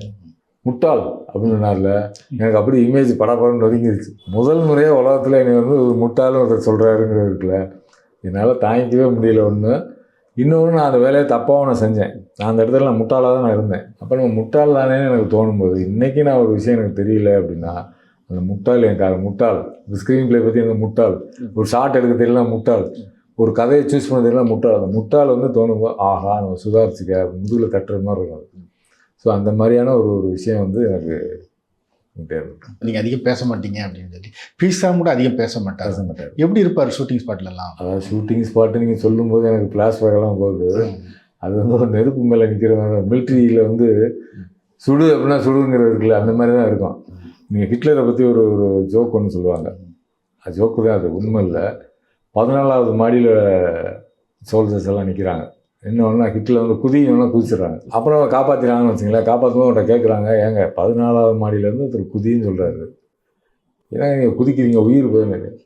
இல்லை அவர்கிட்ட வேலை பார்க்குறதுக்கு குதிச்சிடலாம் அப்படின்னு அந்த சொன்னதாக ஒரு ஜோக் இருக்குது. இது வந்து இப்போ ஜோக்கை விட்டுருங்க, அவர் சொன்னதை செய்யணுங்கிற ஒரு கமிட்மெண்ட் இருக்குல்ல, அந்த மாதிரி தான் நாங்கள் பிசி சார்ட்ட ஒர்க் பண்ணும்போது இதை செய்ய அப்படின்னா நாங்கள் செஞ்சுருவோம். அதில் வந்து அது மாற்றமே கிடையாது. முடியாது சார், அப்படி இருக்குது இப்படி இருக்குது அப்படிலாம் கிடையாது. இப்போ நாங்கள் அலைபாய்வே அப்போவும் நான் 5வது அசிஸ்டன்ட் தான். அலைபாய்வேல நான் ஒர்க் பண்ணுறோம். Night shoot. நுங்கம்பாக்கத்தில் வந்து 2 ரயில்வே ட்ராக் இருக்குல்ல, 2 ரயில்வே ட்ராக்கு நடுவில் வந்து லைட்டு போட்டு கீழே வந்து ஆர்டிஸ்ட் வந்து பைக்கில் வந்து அவர் மாதவன்னு இன்னொருத்தரும் விசாரிக்க பொண்ணை தேடுவாங்க ஷாலினியை. அப்போ கீழே வந்து நிற்கிற மாதிரி ஒரு ஷாட்டு. இப்போ மேலே 2 ரயில்வே தண்டவாளத்துக்கும் இடையில ஸ்கிம்மர் கிளாத்துக்குள்ள ஒயிட் கிளாத்து அதை கட்டியிருக்கோம். அவர் சொன்னது வேறு ஏதோ சொல்லியிருக்காரு, இவங்க தப்பாக புரிஞ்சுக்கிட்டு அதை கட்டுங்களாங்க, கட்டிட்டோம். லாஸ்ட் ட்ரெயின் வந்து 11:30 12:00 போகுது, ஒரு எலக்ட்ரிக் ட்ரெயின். அது போனவுடனே அது பிச்சுக்கிட்டு காற்றுல பறக்குது இந்த ஸ்கிம்மர். அப்படியே பயந்து போய் நிற்கிற முட்டாள் அப்படின்னு ஒரு சத்தம் மட்டும் தான் கேட்குது. ஸோ ஒரு விஷயத்தை நீங்கள் செய்ய அப்படின்னா நான் அதை செஞ்சுருவோம். சாரோட 5 வருஷம் இருந்தேன். இப்போ அவங்க ஒர்க் பண்ணும்போது சொல்லுவாங்க, ஏதோ என்னை கூப்பிட்டு இப்படி சொல்லுவார். சொன்னோடனே நான் ஏதோ புரிஞ்சது மாதிரி வந்துடுவேன். வந்தோடனே அசிஸ்டன்ஸுக்கு அவனை புரிஞ்சிச்சாங்க, ஒன்றுமே புரியலைங்க, எனக்கு ஏதோ சார் ஏதோ சொல்கிறாருங்க, இன்னும் பாதி பயத்தில் பதட்டத்தில் ஒன்றும் புரியாது, அப்படி இப்படிம்பாரு. அங்கனுக்குள்ளே என்னன்னு கேட்க முடியாது. ஓகே சார்னு வந்துடுவோம். வந்து அது புரியாது. அப்போ நான் சேர்ந்த புதுசில் அப்புறம் அதில் கேட்பேன், ஒன்றுமே புரியல, நான் 4 வருஷமாக இருக்கேன், எனக்கு ஒன்றும் புரியாது. சார் சொன்னார்னா அதை போய் செஞ்சுருவோம். தப்புனா திட்டுவார், தப்பு இல்லைன்னா ஓகேன்ட்டுவார், அவ்வளோதாங்க விஷயம் அப்படின்னு. ஸோ இதுதான் இந்த கம்யூனிகேஷனுங்கிறது வந்து பேச்சு மூலமாக நடக்காது. இப்போ நடந்துருக்கும் இப்படின்னாதான் அந்த லைட் இங்கே திரும்புன்னு அர்த்தம், இப்படின்னாதான் அப்படி அந்த லைட்டை கட் பண்ணுன்னு அர்த்தம். ஒரு வேளை அவர் சொன்னதை நீங்கள் தப்பாக புரிஞ்சுக்கிட்டு அது தப்பு பண்ணிங்கன்னா திட்டு விடுவோம். அப்போ அது தப்பு போல் அப்படின்னு நீங்கள் புரிஞ்சுக்கணும். அதாவது அந்த பேச்சு மூலமாக கம்யூனிகேட் இருக்குல்ல, அது மேலே இருக்காது. ஷூட்டிங் தாண்டி வந்து அசிஸ்டன்ஸுக்கு தெரியும் என்ன மாதிரி பேசிகிட்டு இருப்பார். ஷூட்டிங் முடிஞ்சிச்சுன்னு வச்சுங்களேன், அவர் குழந்தை தான். நீங்கள் ஒரு மாஸ்டர்னே உங்களுக்கு அது நீங்கள் சொல்ல முடியாது. ஒரு ஃப்ரெண்டை விட ரொம்ப கூலாக இருப்பார், மேலே கையை போட்டுட்டு பேசுகிறது. இப்போ என்னை வந்து என்னன்னா, சேர்ந்த புதுசில் என்னை வந்து ஒரு கடைக்கு கூட்டி போகிறார், காரில் கூட்டி போகிறாரு. ஏன்னா காரில் வந்து நம்ம காரில் வந்து எனக்கு தெரிஞ்சு அப்படி காரில் நம்ம போனதே இல்லை ஊர்லேருந்து. அவர் கார் டிரைவர் சீட்டில் அவர் தான் இருக்கார். நான் என்ன செய்யறதுன்னு தெரியாமல் நிற்கிறேன். கண்ணாடி வச்சாலே நேருங்கிறாரு. நான் பின்னாடி கதவை திறந்து பின்னாடி உட்காடுறேன். அது நமக்கு தெரியாது, பின்னாடி உட்காரக்கூடாது, முன்னாடி உட்காருங்கன்னா அவர் முன்னாடி வாங்க அப்படின்னாரு. முன்னாடி வந்து உட்காடுறேன். போகிறோம். போகும்போது புத்தக கடைக்கு கூட்டி போயிட்டு ஒரு நோட் எடுக்கிறாரு, வச்சுக்கிறேங்க கொடுக்குறாரு. அப்புறம் ஒரு பேக் ஒன்று வாங்குறாரு, அப்படி கிராஸ் பேக் போடுங்களா, பசங்கள்லாம் அப்படி தான் வச்சுருக்காங்க, நீங்கள் ஒன்று வச்சுக்கிறீங்க. அவங்க வாங்கி இந்த நோட்டை கொடுக்குறாரு. இப்போ இதெல்லாம் எதுக்கு செய்கிறாரு? அப்போ ஷூட்டிங் ஸ்பாட்டுக்கு போனீங்கன்னா அது வேறு, அது வந்து ஒரு மிலிட்ரி மாஸ்டர். அதை விட்டு வெளில வந்துட்டிங்கன்னா, இவங்க தமிழ் வாத்தியார் நாங்கள் 8ஆம் கிளாஸ் படிக்கும்போது சீனிவாசன் ஒருத்தர் கிளாஸில் ஒரு கண்டா டெரராக இருக்கும். ஆனால் வீட்டுக்கு போகணும்னு வச்சுங்க, அவர் முதுகு மேலே யானை மாதிரி உட்காந்துலாம் விளையாடுவோம். அப்படியே யானை மாதிரி முதுகு மேலே உட்காந்துருப்போம். அதே மாதிரி தான் சார் வீட்டுக்கு போகணும்னு வச்சுங்களேன், அம்மா வந்து கேட்பாங்க, சாப்பிட்டீங்களா, போய் சாப்பிடுங்கன்னு. அவங்க டைனிங் டேபிளில் உட்காந்து சாப்பிடுவோம். இவரும் சாப்பிட்டுட்டு இருந்தா வச்சுக்குவாங்க, உட்காருங்க சாப்பிடுங்க மாதிரி. அப்போ ஒரு மாஸ்டருங்கிறது இருக்காது. ஷூட்டிங்னா அவள் தான் கீழே பூரா நெருப்பு கொட்டிடுவாங்க, மிலிட்ரி கிரவுண்டாக மாறிடும். ஏன்னா டைனிங் டேபிளில் கூட உட்காந்தவராக இருக்க மாட்டார் அவர். இருக்க மாட்டார். அங்கே வந்து நீங்கள் அப்படின்னு நினச்சி நீங்கள் நெருங்குனீங்கன்னு வச்சுக்கங்களேன், அதுக்கான பரிசு கிடைக்கும். அதனால் வந்து கொஞ்சம் விலகியே இருந்து அந்த மாஸ்டரை பார்க்கணும். அப்போ என்ன நடக்குதுங்கிறது வந்து வெளியிலேருந்து அவ்வளோ ஜாலியாக இருக்கும். இப்போ திடீர்னு வந்து என்னையெல்லாம் ஒரு நாள் வந்து உட்லண்ட்ஸ் டிரைவிங் ஹோட்டல் இருக்குல்ல, உட்லண்ட்ஸ் டிரைவிங் ஹோட்டலில் போய் தோசை கொடுங்க, நீங்கள் என்ன சாப்பிடுங்க, இல்லை சார் சாப்பிடுங்க, அதுக்கு தானே வந்திருக்கோம் அப்படின்னு ஏதாவது அவருக்கு ஆர்டர் பண்ணி எனக்கு சொல்லுவார். இப்போ ஒரு ஃப்ரெண்டு மாதிரி திடீர்னு ஒரு படம் பார்ப்போம், ஃபெஸ்டிவல் நடந்துகிட்ருக்கோம், வாங்க ஒரு ஃப்ரெண்ட்ஸ் படம் இருக்குது பார்ப்போம்னு கூட்டி போவார். போய் பார்ப்போம். திடீர்னு மாயாஜால் வழியாக கிராஸ் ஆகும்போது வாங்க ஒரு படம், இது எல்லாமே நடக்கும். ஒரு தடவை என்னை வந்து ஏதோ ஒரு நான் ஷூட்டிங்கில் தப்பு பண்ணேன்னு சொல்லிட்டு, ஷூட்டிங் தப்பு பண்ணால் வெளில நிற்க சொல்லிடுவார். கெட் அவுட் ஃப்ரம் த செட்டும்பாரு. கெட்டவுட்னா வெளியில் இப்போ ஷூட்டிங் நடந்துகிட்டு இருக்கோம், வெளியில் நாங்கள் அப்படியே கையை கட்டி நின்றுட்டே இருக்கோம். அவ்வளோதான், முடிஞ்சு சீட்டு கிழிஞ்சுன்னு. இல்லை இப்போ காரில் ஏற போகும்போது நாளைக்கு வீட்டுக்கு வாங்க அப்படின்ட்டு போயிடுவார். நான் ஒரு நாள் வீட்டுக்கு போகிறேன், இல்லை படுத்துருக்காரு, ஒரு 7 மணி இருக்கும். நான் போகிறேன், போர்வையை பற்றிட்டு சொல்லியேன்னு இவங்க எப்படி ரியாக்ட் பண்ணீங்க? முதல் நாள் அவளை ஷூட்டிங்லேருந்து விரட்டி விட்டோன்னு நீங்கள் ரியாக்ட் பண்ணீங்களா, இல்லை இப்போ அன்பா பேசுகிறாங்க? இது மாதிரியான ஒரு குழந்தைத்தனமான ஒருத்தர். தமிழ் சினிமாவில் பிசி ஸ்ரீராமோட இடம் ஏதோ அப்படிங்கிறத ஒரு மோசரபூர்வமாக என்னன்னு சொல்ல முடியும். ஒன்று கிபி மாதிரி பிசாருக்கு முன்னால் பிசாருக்கு பின்னால் அப்படின்னா அவர் நிறைய எக்ஸ்பெரிமெண்ட் பண்ணி பார்த்துருக்காரு. எல்லாமே உலகத்தில் எல்லாமே பண்ண விஷயங்கள் தான். அதை தமிழ் சினிமாவுக்குள்ளே அதை அவர் அடாப்ட் பண்ணி விஷுவலாக ஒரு கதை சொல்கிறது இருக்குல்ல. அவர் மணிரத்னம் சார் அவங்க எல்லாம் சேர்ந்து பண்ணுறாங்கன்னா, அதுக்கு முன்னாடி ஒரு இதயம் ஒரு கோயில் அவர் தான். நீங்கள் பேரை பார்த்தீங்கன்னா இவர் பண்ண படமானே நமக்கு டவுட்டாக இருக்கும். அப்புறம் அதுக்கு பிறகு அப்படியே மௌனராகன்னு வருது, நாயகன் வருது, அக்கநேசன் வருதுன்னா விஷுவலாக வேறு ஒரு இடத்துக்கு அது போகுது. அப்படின்னா இவர் விஷுவலாக அதை வந்து அதை ஒரு விஷயத்தை வந்து கன்வே பண்ணி அதை வந்து கன்வெர்ட் பண்ணி வேறு ஒரு விஷயத்துக்கு அவர் கொண்டு வர்றாரு. அப்படி பார்க்கும்போது தமிழ் சினிமாவோட ஹிஸ்ட்ரி எடுத்து பார்த்தீங்கன்னா, இப்போ இவர் வந்ததுக்கு பிறகு அந்த விஷுவல் லாங்குவேஜுங்கிற தன்மை இருக்குல்ல, அது மாறுது. ஆனால் சம காலத்துலலாம் பாலுமந்திர சார் இருந்திருக்காரு, அசோக்குமார் இருந்திருக்காரு, சந்தோஷம் உள்ள வராது, எல்லாம் சேர்ந்து ஒரு விஷயம் நடந்தால் கூட இன்னொரு ஸ்பெஷலான ஒரு விஷயம் என்ன அப்படின்னா, மற்றவங்களுக்கு இல்லாத சிறப்பு பிசி சாருக்கு என்ன இருக்குது அப்படின்னா, இன்றைக்கி இண்டஸ்ட்ரியில் வந்து ஒரு 30-40 சினிமாட்டோகிராஃபர்ஸ் வந்து நம்பர் 1 சினிமாட்டோகிராஃபர்ஸ் இந்தியன்ஸ், அதாவது விரல் விட்டு எண்ணக்கூடிய ஒரு 20 சினிமாட்டோகிராஃபர்ஸ் இந்தியன் சினிமாவில் எடுத்திங்கன்னா அதில் 10 பேர் அவர் ரசிச்சு தான் இருப்பாங்க. ஒரு காலேஜ் கூட அந்த விஷயத்த பண்ணதில்லை. அப்போ இவ்வளோ ஒரு பெரிய ஒரு ஆசிரியராக வந்து பண்ணியிருக்காருங்கிறதுல அது ரொம்ப முக்கியமான மாற்றம். இப்போ நீங்கள் பண்ண படங்களில் உங்களுக்கு ரொம்ப சவாலான படம்னா எதை சொல்லுங்கள்? ஒவ்வொரு படமும் சவாலான்னு வச்சுங்களேன். இப்போ கல்லூரி பண்ணும்போது முதல் படம் பஸ்ஸுக்குள்ளே லைட் இல்லாமல் எப்படி எடுக்கிறது, அப்போ பஸ்ஸுக்குள்ளே அவர் சொல்ல ட்ராலிலாம் வேணுங்கிறாரு. அப்போ பஸ்ஸுக்குள்ளே எப்படி ட்ராலி பண்ணணும், சீட்டை பிரித்து அந்த கம்பியை பிரித்து சீட்டை அப்படி வச்சு டக்குன்னு அப்போ நான் ட்ராலி வேணாம் அப்படி வாங்கம்பாரு. அப்போ அது ஒரு எக்ஸிக்யூட் பண்ணுறதுல அது ஒரு சவாலாக இருந்துச்சு. கடைசியில் வந்து அந்த பஸ்ஸு எரியும் போது அதுக்குள்ளே எடுக்கக்கூடிய ஒரு சீக்வன்ஸ் இருந்துச்சு, அது இன்னும் பெரிய சவாலாக இருந்துச்சு. பரதேசி எடுக்கும்போது என்னென்னா அது அந்த லேண்ட்ஸ்கேப்பு கிட்டத்தட்ட ஒரு 600-700 ஜூனியர் ஆர்டிஸ்ட்டு அவங்க எல்லாத்துக்கும் காஸ்டியூம் போட்டு கூட்டிகிட்டு வந்து அவங்கள வந்து இது பண்ணி மலை மேலே ஏறி இறங்கி அது எக்ஸிக்யூட் பண்ண திடீர்னு காட்டுக்குள்ளே போய் அந்த தண்ணி ஓடிட்டு இருக்கும், அதுக்கெல்லாம் கிரேனை போட்டு அதை ஒரு சிரமமாக ஒரு சவாலாகவும், ஏன்னா சினிமாவோட ஒரு பார்ட் அது பங்கு தான் அது. இருந்தாலும் அதை எக்ஸிக்யூட் பண்ணுறதுல இருக்கக்கூடிய சவாலான விஷயங்கள் பரதேசி ரொம்ப சவாலாக இருந்துச்சு. ஜோக்கர் படம் நான் ஷூட் பண்ணும்போது ஜோக்கர் படத்தில் அவங்க கதை சொல்லும்போதே ராஜமுருகன் சொல்லும்போது அந்த மீட்டிங்கு எல்லாரையும் கூட்டிகிட்டு போவாங்கன்னு ஒரு சீக்வன்ஸ் சொன்னார். அந்த காசு கொடுத்து குவார்ட்டர் கொடுத்து கூட்டிகிட்டு போவாங்கன்னு. அப்போ அவங்க ஈவினிங் வந்து லாரியில் கூட்டிகிட்டு போயிட்டு லாரியில் திரும்பி வருவாங்கன்னு ஒரு சாயங்காலம் இருட்டும்போது போகிறாங்க அப்படின்னா, அப்போ அதுக்கு என்ன செய்யலாங்கிறது நாங்கள் ஒரு விஷயத்தை போது ஸ்ட்ரீட் லைட்டை சோர்ஸாக வச்சுக்கிட்டு பின்னாடி ஒரு இனோவா காரை வந்து அப்பப்போ பின்னாடி வர வச்சு அந்த லைட்டு ஒரு சோர்ஸ் ஹை பீமை போட்டு அது உள்ள லைட் வந்துச்சுன்னா அப்படி கிராஸ் ஆகி இப்படி போகும் வருங்கிறது ஒரு கோரியோகிராஃப் மாதிரி பண்ணி பண்ணோம். அது மாதிரி ரொம்ப திருப்தி அளித்த படம்னா இதை சொல்லுங்கள். எல்லா படமுமே திருப்தி இல்லாமல் நான் எந்த படமும் பண்ணதில்லை. ஏன்னா பண்ணுற விஷயத்துக்கு முழுமையாக நம்மளை ஒப்படைச்சி முழுமையாக அதை கான்ட்ரிபியூட் பண்ணுங்கிறதுக்கு இந்த ஷார்ட் அப்படின்னா இந்த ஷார்ட் சரியாக வர்றது வரைக்கும் அதை நான் விட்டதில்லைங்கிறது வந்து இப்போ நீங்கள் ஒரு டேரக்டர் வந்து இந்த ஷார்ட்னு நான் லைட் பண்ணுறேன்னு சொல்லிட்டு 7 மணி நேரம் நம்ம எடுக்க முடியாது. அதிகபட்சம் எனக்கு 2 நிமிஷம் இல்லை 1 நிமிஷத்துக்கு மேலே லைட் பண்ணுறதுக்கு எனக்கு தேவைப்படாது. இதுக்கு அவைலபிளையும் என்னை புரிஞ்சுக்கிட்டு நான் சொன்ன டாக்குமெண்ட்ரி தான் அவைலபிளாக புரிஞ்சுக்கிட்டு அதுக்குள்ளே அழகாக எப்படி இந்த செயற்கை லைட்டை மிக்ஸ் பண்ணுறங்கிற ஒரு விஷயம். அப்புறம் காம்போசிஷன் வந்து பேசிக்கலாக ஃபோட்டோகிராஃபிலே இருந்து வந்ததுனால காம்போசிஷன் நமக்கு ப்ராக்டிஸ் இருக்கிறதுனால டக்குன்னு வேலையில் பண்ணிடுவோம். சில நடிகர்களை பொறுத்த வரைக்கும் சிலருக்கு வந்து சில கோணங்களில் அழகாக இருப்பாங்க, சில குணங்கள் அப்படி அழகாக இருக்க மாட்டாங்க, ஒரு வித்தியாசமாக தெரியும் வந்து. ஸோ அது மாதிரி அவங்க உங்கள்கிட்ட கோரிக்கைகள் வைப்பாங்களே, எங்களை இந்த குணங்களை எடுங்க அப்படின்னு சொல்லி. அது கோணங்கள்ங்கிறது அவங்களுக்கு பெருசாக தெரியாதுன்னு தான் நான் நினைக்கிறேன். நான் ஒர்க் பண்ண வரைக்கும் யாரும் அப்படி சொன்னதில்லை.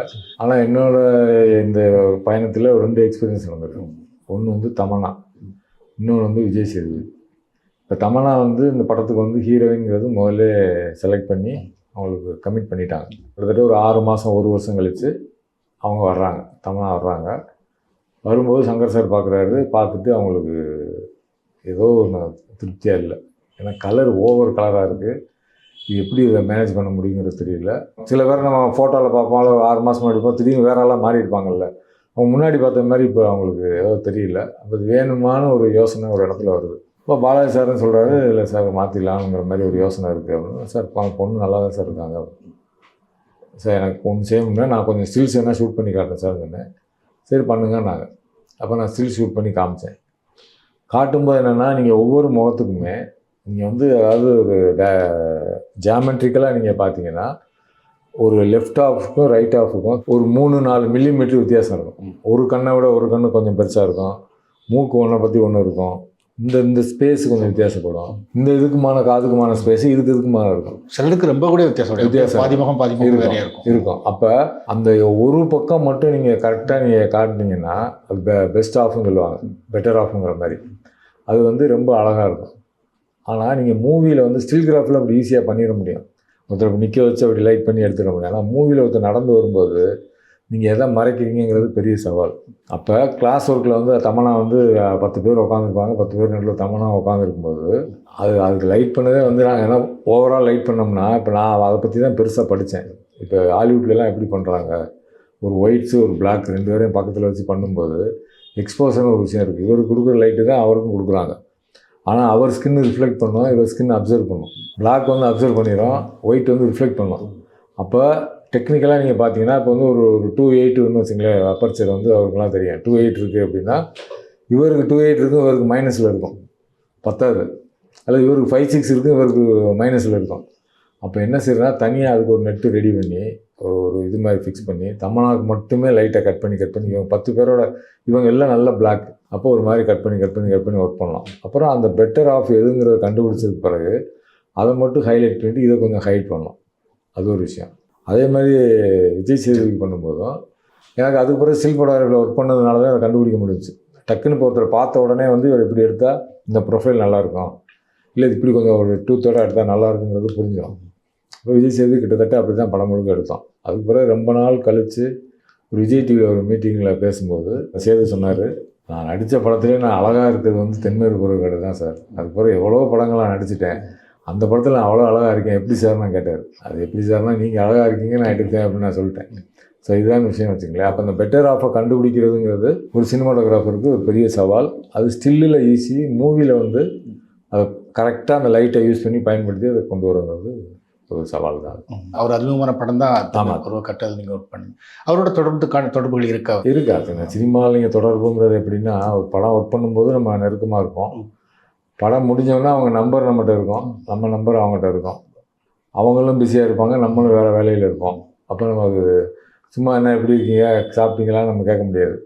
அப்போ ஏதாவது தேவை, ஏதாவது நம்ம அவசியம், ஒரு கூட்டத்துக்கு அவரை கூப்பிடணும், இல்லை ஏதாவது சந்திப்பு இருக்கணும் அப்படின்னா பேசுவேன். இப்போலாம் அவர் சரிட்டு நான் பேசுவேன், அவர் பதில் சொல்ல, நான் வாய்ஸ் மெசேஜ் போடுவேன், இல்லை அவர் பதில் போடுவார். அது அப்போ என்ன ஆச்சரியம் அப்படின்னா, அப்போ என்னவா நான் பார்த்தேனோ இவ்வளோ உயரத்துக்கு போனதுக்கு பிறகு அவர் மாறவே இல்லை. அப்படி தான் இருக்கா சார். அப்படியே அந்த சாரில் இருக்கக்கூடிய இது இருக்குல்ல, அது வந்து மாறவே இல்லை. ஏன்னா தென்மேற்கு பருவக்காற்று எடுக்கும்போது ரொம்ப முதல் படம் ஹீரோவாக நடிக்கிறாரு. ரொம்ப சாதுவாக அப்படியே உட்காந்துருப்பார், தரையில் உட்காந்து அப்படியே ஒரு குச்சி அப்படியே பிச்சுக்கிட்டே ஏதோ யோசனையில் இருக்கிற மாதிரியே இருக்கும். அதனால கேட்டேன், சரி என்ன யோசிச்சுட்டே இருக்கப்பா அப்படின்னு. ஒன்றும் இல்லை சார், சும்மா சொல்லிப்பாங்கன்னா, இல்லை சார் நான் நடிக்க வந்தது வந்து என் ஒய்ஃபுக்கு தெரியாது அப்படின்னா. ஏன்னு கேட்டேன். இல்லை நான் நடிக்கிறது உங்களுக்கு பிடிக்காது சார். இது என்னப்பா நாளைக்கு படம் வந்துச்சுன்னா தெரியுமே, அப்போ பார்த்துக்கலாம் சார். ஆனால் இப்போ அதே மாதிரி நான் விஜய் டிவியில் பார்க்கும்போது நான் கேட்டேன், இப்போ உங்கள் ஒய்ஃபுக்கு தெரியுமா அப்படின்னு. இப்போ குமுதா ஹாப்பி சார், இப்போ நல்லா தெரிஞ்சது சார் அப்படின்னு. அப்போ அந்த மாதிரி ஒரு இறுக்கமான ஒருத்தர் ஏதோ ஒரு மனசுக்குள்ளே ஓடிக்கிட்டே இருக்குங்கிற மாதிரி அவருக்கு தோணிக்கிட்டே இருந்துச்சு. நாங்கள் ஆடியோ ஃபங்க்ஷன், வந்து டிவி ஃபங்க்ஷன் எல்லாத்துக்கும் எல்லோரும் ஒன்றா தான் போவோம், செட்டாக போவோம், பேசிட்டு வருவோம். அப்போ நான் கேட்டேன், சரி அடுத்த படம் என்ன படம் சார், நடுவில் கொஞ்சம் பக்கத்தை காணும் ஒரு படம், அது பேரே இன்ட்ரெஸ்டிங்காக இருக்கே அப்படின்னு சொல்லி பேசுவோம். அப்போ இந்த பிரிவு போகும்போது என்ன செய்வாங்கன்னா, அவங்க சரணியா நல்லா நடிச்சிருக்காங்க, அவங்க நல்லா நடிச்சிருக்காங்க, இப்போ நல்லா நடிச்சிருக்காங்க பாராட்டுவாங்க. நீங்கள் புது நடிகரில் ஒரு கையெட்டி வெளியில் நிற்கும்போது நல்லா பண்ணிக்கிங்க அப்படின்ட்டு போயிடுவாங்க. சில பேர் கண்டுக்கவே மாட்டாங்க. அப்போ ஒரு நாள் நைட்டு எனக்கு ஒரு 8 மணிக்கு போனது, சார் நான் சொல்லுப்பா கொஞ்சம் பேசுங்க சார், சொல்லுப்பா நான் கரெக்டாக பண்ணியிருக்கேண்ணா சார், ஏன்னா எனக்கு தெரியல சார். தம்பி நீ கரெக்டாக இருக்குது, நீ நடித்தது வந்து 1 மீட்ரு வந்து கரெக்டாக இருக்குது, அதை விட்டுறாத, அப்படியே பண்ணு, யார் என்ன சொல்கிறாங்க எதை பற்றியும் கவலைப்படாத, பாராட்டலாம் இல்லை, அந்த மீட்ரு வந்து கரெக்டாக இருக்குவா, அதை விட்டுறாதன்னு. அது அப்படியே அவர் அதை இம்ப்ரூவைஸ் பண்ணி நீங்கள் பெரிய இடத்துக்கு அவர் வந்துட்டார். அறிமுகமான படத்துலேருந்து இன்றைக்கு வரைக்கும் ஒரு தொடர்பில் இருக்கார் சார். தொடர்ந்து அவர் நீங்கள் வாட்ச் பண்ணிட்டே இருக்கீங்க. எப்படி பார்க்குறீங்க அவரோட வளர்ச்சி? இன்றைக்கி தமிழில் ஒரு முக்கியமான நடிகராக இருக்கார். ரொம்ப பிரமாணமாக இருக்குது. 10 வருஷங்கிறது வந்து 10-12 வருஷத்தில் வந்து தென்மேற்கு பருவக்காடு 2010 நினைக்கிறேன், 2010-11 ரிலீஸ் ஆச்சு. 13-14 வருஷத்தில் வந்து பெரிய அசுர வளர்ச்சி தான். எல்லா மொழியிலையும் நடிக்கிறாரு, பெரிய ஹீரோக்களுக்கு கூட நடிச்சிருக்காரு, பெரிய ஹீரோவாகவும் இருக்கார். அது காரணம் என்ன அப்படின்னா, அந்த இயல்பு தான் நினைக்கிறேன். ஃப்ரேமுக்குள்ளேயும் இயல்பாக இருக்கார், ஃப்ரேமுக்கு வெளியிலையும் இயல்பாக இருக்கார். ஒன்று இன்னொன்று, ஒரு மனிதர் வந்து ஜெயிக்கிறாரு அப்படின்னா அது ஈஸியெல்லாம் நடக்காது. யாராக இருந்தாலுமே எப்படி ஜெயிக்கிறாரு நீங்கள் பார்த்தீங்கன்னா, அவர் கூட யாரெல்லாம் இருந்தாங்களோ, ஷார்ட் ஃபிலிம் எடுத்தவங்க, சின்ன கேரக்டர் நடிக்க வச்சவங்க எல்லாத்துக்கும் படம் கொடுத்துருக்காரு. அது கொடுக்க வேண்டிய அவசியம் இல்லை. சினிமாவில் அப்படி நடக்கவும் நடக்காது. அப்போ அது ஒரு படம் ஓடும், ஒரு படம் ஓடாதுங்கிறத தாண்டி தொடர்ந்து அப்படியே ஒரு படங்களுக்குள்ளேயே இருந்துக்கிட்டே இருக்கும். அந்த முகம் அறிமுகமாகி ஒரு நல்ல எண்ணமும் அதில் உள்ளே கலக்கும்போது அப்புறம் ஒரு நடிப்பையும் அவர் இம்ப்ரூவைஸ் பண்ணிகிட்டே வர்றாரு. ஒரு இயல்பு தன்மையை உள்ளே கொண்டு வர்றாரு. அப்புறம் ஒரு ஹீரோவாக நடிக்கிறாரு, வில்லன் நடிக்கிறாரு, வெரைட்டி இருக்குல்ல. இப்போ நீங்கள் வந்து ஒரு ஆரஞ்சு மிட்டாயின்னு ஒரு படம் வந்து வயசானவராக நடிக்கிறாரு, திடீர்னு ஒரு தெலுங்கு படத்தில் அப்பா கேரக்டர் நடிக்கிறாரு. இதெல்லாம் வந்து யாரும் பண்ண மாட்டாங்க. இப்போ இது ஒரு நடிப்பை நான் வந்து வேறு விதமாக நான் எக்ஸ்பெரிமெண்ட்லாம் பண்ணுறதுக்கான அந்த வெற்றி தான் அது. தொடர்ந்து ஒளிப்பதிவு பண்ணிகிட்டே இருக்கீங்க, வந்து இன்றைக்கு வரைக்கும் பண்ணிகிட்டு இருக்கீங்க. ஆனால் எப்போ வந்து ஒரு இயக்குனர் ஆகலாம் அப்படின்னு முடிவு பண்ணீங்க? இது எப்படி புரிஞ்சுக்கிறேன் அப்படின்னா, எப்போ மீசை முளைக்குதுங்கிற மாதிரி தான் இது கணக்கு. இப்போ ஒரு விஷயம் நீங்கள் படிக்கிறீங்க, 10th படிக்கிறோம், அப்புறம் +2 படிக்கிறோம், அப்புறம் காலேஜ் படிக்கிறோம், அப்புறம் அது ஒரு மாஸ்டர் டிகிரி படிக்கிறோங்கிற ஒரு விஷயம் இருக்குல்ல. அது மாதிரி இப்போ சினிமாங்கிறது வந்து ஒரு டைரக்டரோட மீடியம். முழுக்க 100% வந்து சினிமாங்கிறது ஒரு புத்தகத்துக்கு எப்படி ஒரு எழுத்தாளர், ஒரு ஆத்தர் இருக்காரோ, அது மாதிரி சினிமாவோட ஆத்தர் வந்து டைரக்டர் தான். அப்போ அந்த டைரக்டரோட விஷனை வந்து நம்ம விஷுவலாக எப்படி கன்வெர்ட் பண்ணுறதுங்கிறத நம்ம ஒர்க் பண்ணுறோம் செய்கிறோம். அப்போ நம்ம இது மாதிரி ஒன்று செஞ்சு பார்த்தா என்ன அப்படின்னு ஒன்று வருது இல்லை சரிங்களா. இப்போ எங்கள் அப்பா வந்து மீசை நரைச்சிருச்சுன்னு சொல்லி பென்சில் வச்சு எப்படி போடுவார். இப்போ இது நான் என் தம்பி வந்து சின்ன பையனாக இருக்கும்போது அவன் அதே மாதிரி அந்த பென்சில் எடுத்து போட்டிருக்கேன். அப்புறம் ஒரு பீடி குடிக்கிற பழக்கம் இருக்குது. அந்த பீடி குடிச்சிட்டு போட்டோன்னா ஒரு 3 வயசு 4 வயசு இருக்கும்போது அந்த பீடி எடுத்து பற்ற வைக்கல, சும்மா வாயில் வச்சு இப்படி குடிச்சு பார்க்கும்போது ஒரு அடித்தது ஞாபகம் இருக்குது. இதாண்டா வாயில் வச்சு அப்படின்னு. இப்போ டேரக்டருங்கிறவர் நமக்கு மேலே இருக்கக்கூடிய ஒரு ஆசிரியர். அந்த ஆசிரியரை பார்க்கும்போது இப்படி ஒன்று பண்ணுறாரு, நம்மளும் ஏன் ஒன்று பண்ணி பார்க்கக்கூடாது அப்படிங்கிற ஒரு காய் வந்து பழமாகிற மாதிரி வச்சுங்களேன். ஒரு ஸ்டேஜ் ஒன்றுனா முதல்ல அசிஸ்டண்ட்டாக இருக்கும், சினிமாட்டோகிராஃபர் ஆகிறோம், அந்த லாங்குவேஜ் நமக்கு புரியுது, புரிஞ்சவொன்னே நம்ம கதை மேலே நமக்கு ஆர்வம் இருக்குது. ஸோ அப்போ இதையும் நம்ம பண்ணி பார்க்கலாமா அப்படின்னு பண்ணுறோம். ஒரு இயக்குனராக உங்களுக்கு ரொம்ப ஆதர்சமான இயக்குனர்கள் யாரை சொல்லுங்கள்? நான் வந்து ஃபஸ்ட் டைம் எனக்கு வந்து பாரதிராஜா சார்ட்ட நான் சேரணுங்கிறது எனக்கு விருப்பமாக இருந்துச்சு. அவரோட ஒர்க்கு அவரோட இது நான் பார்க்கும்போது. அப்புறம் வந்த பிறகு மணிரத்னம் இருக்காருன்னா அவரோட படங்கள், மணி சாரோட படங்கள் நமக்கு பிடிக்குது. அப்புறம் பாக்யராஜ் சார் இருக்காருன்னா பாக்யராஜ் எப்படி திரைக்கதை எழுதுறாருங்கிற அந்த அந்த விஷயம் பிடிக்குது. அப்புறம் அதுக்கு பிறகு அப்படி எப்படி நீங்கள் வந்தீங்கன்னா இப்போ பாலாஜி சக்திவேல் சார் எனக்கு நம்ம காதல் படம் பார்த்துட்டு அப்படியே எனக்கு பிடிச்சிச்சு. சேது பார்த்துட்டு இவர் புதுசாக இருக்காரு அப்படின்னு பிடிச்சி. அது மாதிரி ஒவ்வொரு கட்டத்துலேயும் ஒவ்வொரு படங்கள் வந்து நம்மளை மூவ் பண்ணிக்கிட்டே இருக்குது. அது நம்ம இன்ட்ரெஸ்டிங்காக தான் இருக்குது. நீங்கள் பார்த்தீங்கன்னா ஒரு ஒளிப்பதிவாளராக ஒர்க் பண்ண படங்கள் எல்லாமே ஒரு கமர்ஷியலான படங்கள். ஆனால் நீங்கள் வந்து ஒரு இயக்குனராக ஒரு எடுக்கும்போது வந்து ஒரு கலையம்சம் இல்லை, நீங்கள் அதை ஒரு நல்ல படம் அப்படின்னு சொல்கிறீங்க, வந்து ஒரு நல்ல படம் அப்படிங்கிற முயற்சியை எடுக்கிறீங்க வந்து. ஆனால் தமிழில் பொறுத்த வரைக்கும் பார்த்தீங்கன்னா இந்த மாதிரி முயற்சிகள் எல்லாமே கொஞ்சம் ஒரு ஆபத்தானது, வந்து நிறைய ஒரு பயப்படக்கூடியது. எப்படி அதை நீங்கள் அதை இறங்கலாம் அப்படின்னு? அது ஆபத்து தான், அது தற்கொலைக்கு சமமான ஒரு முயற்சி தான் இருக்குது. என்ன அப்படின்னா நம்ம இந்த விஷயத்த பண்ணிட்டோம். இப்போ எதுவுமே நம்ம பண்ணாத பண்ணுறதுல ஒரு த்ரில் இருக்குல்ல. இப்போ ஊரில் வந்து குளத்தில் குதிச்சுக்கிட்டு இருக்கோம், திடீர்னு கிணத்துல போய் குதிக்கலாம் அப்படின்னு குதிக்கும்போது ஒரு த்ரில் இருக்குல்ல, அந்த த்ரில் தான் அது. இப்போ இது வந்து நார்மலாக ஒரு படம் எடுக்கிறோம், அது தேட்டருக்கு வருது, அது ஓடுதுங்கிறது இருக்குது. இப்போ நான் உலக சினிமான்னு ஒரு நூல் எழுதுகிறேன், உலகத்தில் இருக்கக்கூடிய எல்லா சினிமாக்களையும் பார்க்குறோம். இவங்கெல்லாம் ஒரு சில்ட்ரன் ஆஃப் மேனு ஒரு செருப்பு வச்சு ஒரு படம் எடுக்கிறாங்க, ஷூ வச்சு. பைசைக்கிள் தீவ்ஸ்னு சைக்கிள் வச்சு எடுக்கிறாங்க. இப்போ சார் ஏற்கனவே நமக்கு ஒரு முன்னோடி இருக்கார், வீடுன்னு அவர் எடுத்திருக்காரு. அதுக்கு முன்னாடி ஜெயகாந்தன் வந்து எடுத்திருக்காரு. அப்புறம் நிமாய் கோஷ் அவங்க அந்த பழைய செட் எம்பி சீனிவாசன் அந்த அவங்களில் வந்து வேறு ஒரு விஷயங்கள் பண்ணி பார்த்துருக்காங்க. அப்போ ஏன் அப்படி நம்ம ஒன்று பண்ணக்கூடாது அப்படின்னு நினச்சோட விளைவு தான் அது. சிம்பிளாக ஒரு ஆக்சுவலாக சொல்லணும்னா ஒரு இன்டர்நேஷ்னல் ஸ்டாண்டர்டில் நமக்கு இருக்கக்கூடிய கமர்ஷியல் ஐட்டம்ஸ், இந்த ட்ராமா, அந்த மெலோ ட்ராமா இல்லாமல் ஒரு சிம்பிளாக ஒரு ரியலிஸ்டிக்காக ஒரு நியோ ரியலிசம், இப்போ இத்தாலியில் வந்த பைசைக்கிள் தீவ்ஸ் மாதிரி நியோ ரியலிசம் மூவி மாதிரி ஒரு ரியலிஸ்டிக்காக ஒரு படத்தை நம்மளால் பண்ண முடியுமா, பண்ணி பார்த்தா என்ன ஆகும், பண்ணி பார்க்கணும் அப்படின்னா அது வந்து ஒரு இன்னொருத்தர் காசெல்லாம் எக்ஸ்பீரியன்ஸ் பண்ண முடியாது. இப்போ நீ உங்கள்கிட்ட வந்து ஒரு ப்ரொடியூசராக உங்களை வந்து கவுத்தி உங்களை அப்படி ஒரு படம் எடுக்கிறேன்னு சொல்லி அவர் என்ன பண்ணி படம் எடுத்தது தேட்டருக்கு வர மாட்டேங்குது, ஓட மாட்டேங்குது, ஒரு இடத்துக்கு வராமல் சொந்த காசுலேயே சூனி வைக்கிறதுன்னு சொல்லுவாங்கள்ல, அந்த மாதிரி நம்மளே ஒரு விஷயத்தை நம்மளே பணத்தை போட்டு அதை எடுத்து பார்ப்போம் அப்படின்னு எடுத்தோம். அது லாபகரமான ஒரு முயற்சியாக தான் இருந்துச்சு. இப்போ நம்மகிட்ட பாரதிராஜா மாதிரி நல்ல டைரக்டர்ஸ்லாம் இருக்காங்க, ஆனால் கூட அவங்க அந்த மாதிரி படங்கள் முயற்சி பண்ணாமல் இருக்கிறதுக்கு காரணம் வந்து அந்த பணம் வியாபார ரீதியாக அது சக்ஸஸ் ஆகும். ஆமாம், டூலெட் வந்து லாபகரமாக இருந்தது, வியாபார ரீதியாக அது எந்த வகையில் சக்ஸஸ் ஆச்சு? அந்த மாதிரியான சினிமா எடுக்கக்கூடியவங்க இப்போ உதாரணத்துக்கு வந்து பாரதிராஜா சார் வந்து மயிலுன்னு ஒரு கதை இருந்துச்சுன்னு சொல்லுவாங்க. அது இன்னும் எடுக்கப்படாமே இருக்குது, அதை தான் நான் கமர்ஷியலாக மாற்றி 16 வயதிலேன்னு எடுத்தேன் அப்படின்னு சொல்லுவார். சங்கர் சார் வந்து சொல்லுவார், நான் ஒரு கதை வச்சுருந்தேன், முதல்ல பண்ணுறதுக்கான ஒரு படம் வச்சுருந்தேன், அந்த படத்தை நான் எடுத்துருந்தேன்னா என்னோடய கதையே மாறி இருக்கும், ரொம்ப ஆர்டிஸ்டிக்கான படம் அப்படின்னு. அது மாதிரி ஒவ்வொருத்தருக்குமே மனசுக்குள்ளே வந்து ஒரு ஆர்டிஸ்டிக்கான ஒரு படம் பண்ணணுங்கிற ஒரு விருப்பம் இருக்கும். அது மாதிரியான ஒரு விருப்பம் வந்தது தான் என்னோடய டூலெட்டுங்கிறது தான். அப்போ என்னென்னா இங்கே முன்னாடி வந்து ஃபிலிம் இருக்கும்போது அதோட தன்மைங்கிறது வேறு. இப்போ இண்டிபெண்டன்ட் சினிமா வந்ததுக்கு பிறகு நீங்கள் ஒரு தரமான ஒரு முறையான ஒரு கதையை நீங்கள் சொல்லிட்டீங்கன்னா, அது ஒரு குறைஞ்ச பட்ஜெட்டில் ஒரு படத்தை எடுத்து நீங்கள் சொல்லிட்டீங்கன்னா அது கண்டிப்பாக நஷ்டமே இல்லை. இப்போ உதாரணத்துக்கு வந்து இப்போ நீங்கள் சாலிகிராமத்தில் வந்து ஒரு வண்டி கடை, இட்லி கடை போடுறாங்கன்னு வச்சுக்கோங்க. இப்போ ஒரு நாளைக்கு வந்து அவங்க 2000 ரூபா இன்வெஸ்ட் பண்ணுறாங்க, 3000 இன்வெஸ்ட் பண்ணுறாங்கன்னா கண்டிப்பாக உங்களுக்கு லாஸே ஆகாது. 3000 4000 ரூபா 5000 ரூபா உங்களுக்கு வந்துடும். செலவெல்லாம் போக உங்களுக்கு ஒரு 1000 ரூபா 1500 ரூபா நிற்கும்ல. அது மாதிரி தான் ஒரு இண்டிபெண்டன்ட் சினிமா. இப்போ டூலெட் மாதிரியான படங்கிறது தெளிவாக ஒரு விஷயத்தை பிளான் பண்ணி தெளிவாக அதை எழுதி தெளிவாக அதை ஷூட் பண்ணும்போது அது கண்டிப்பாக லாபகரமானது தான். நீங்கள் வந்து நான் 3 கோடிக்கு எடுப்பேன், அது எனக்கு 10 கோடி வரணும் அப்படின்னா அது நடக்காது. ஏன்னா இதோட ஆடியன்ஸ் நீங்கள் பார்த்தீங்கன்னா ரொம்ப ரொம்ப கம்மி. இப்போ டூலெட் மாதிரியான படங்களுக்கு, ஒரு ரியலிஸ்டிக்கான படங்களுக்கு டார்கெட்டட் ஆடியன்ஸுன்னு நீங்கள் பார்த்தீங்கன்னா ஒரு நல்ல கமர்ஷியல் படத்தை 1 கோடி பேர் பார்க்குறாங்கன்னு வச்சுங்களேன்.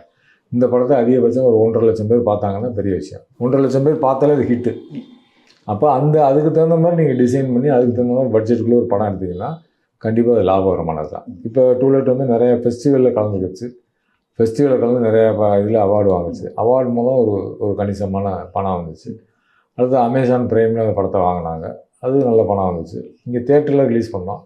தேட்டர் ரிலீஸுங்கிறது வந்து நம்ம விளம்பரம் மற்ற விஷயங்களுக்கு தான் சரியாக இருந்துச்சு.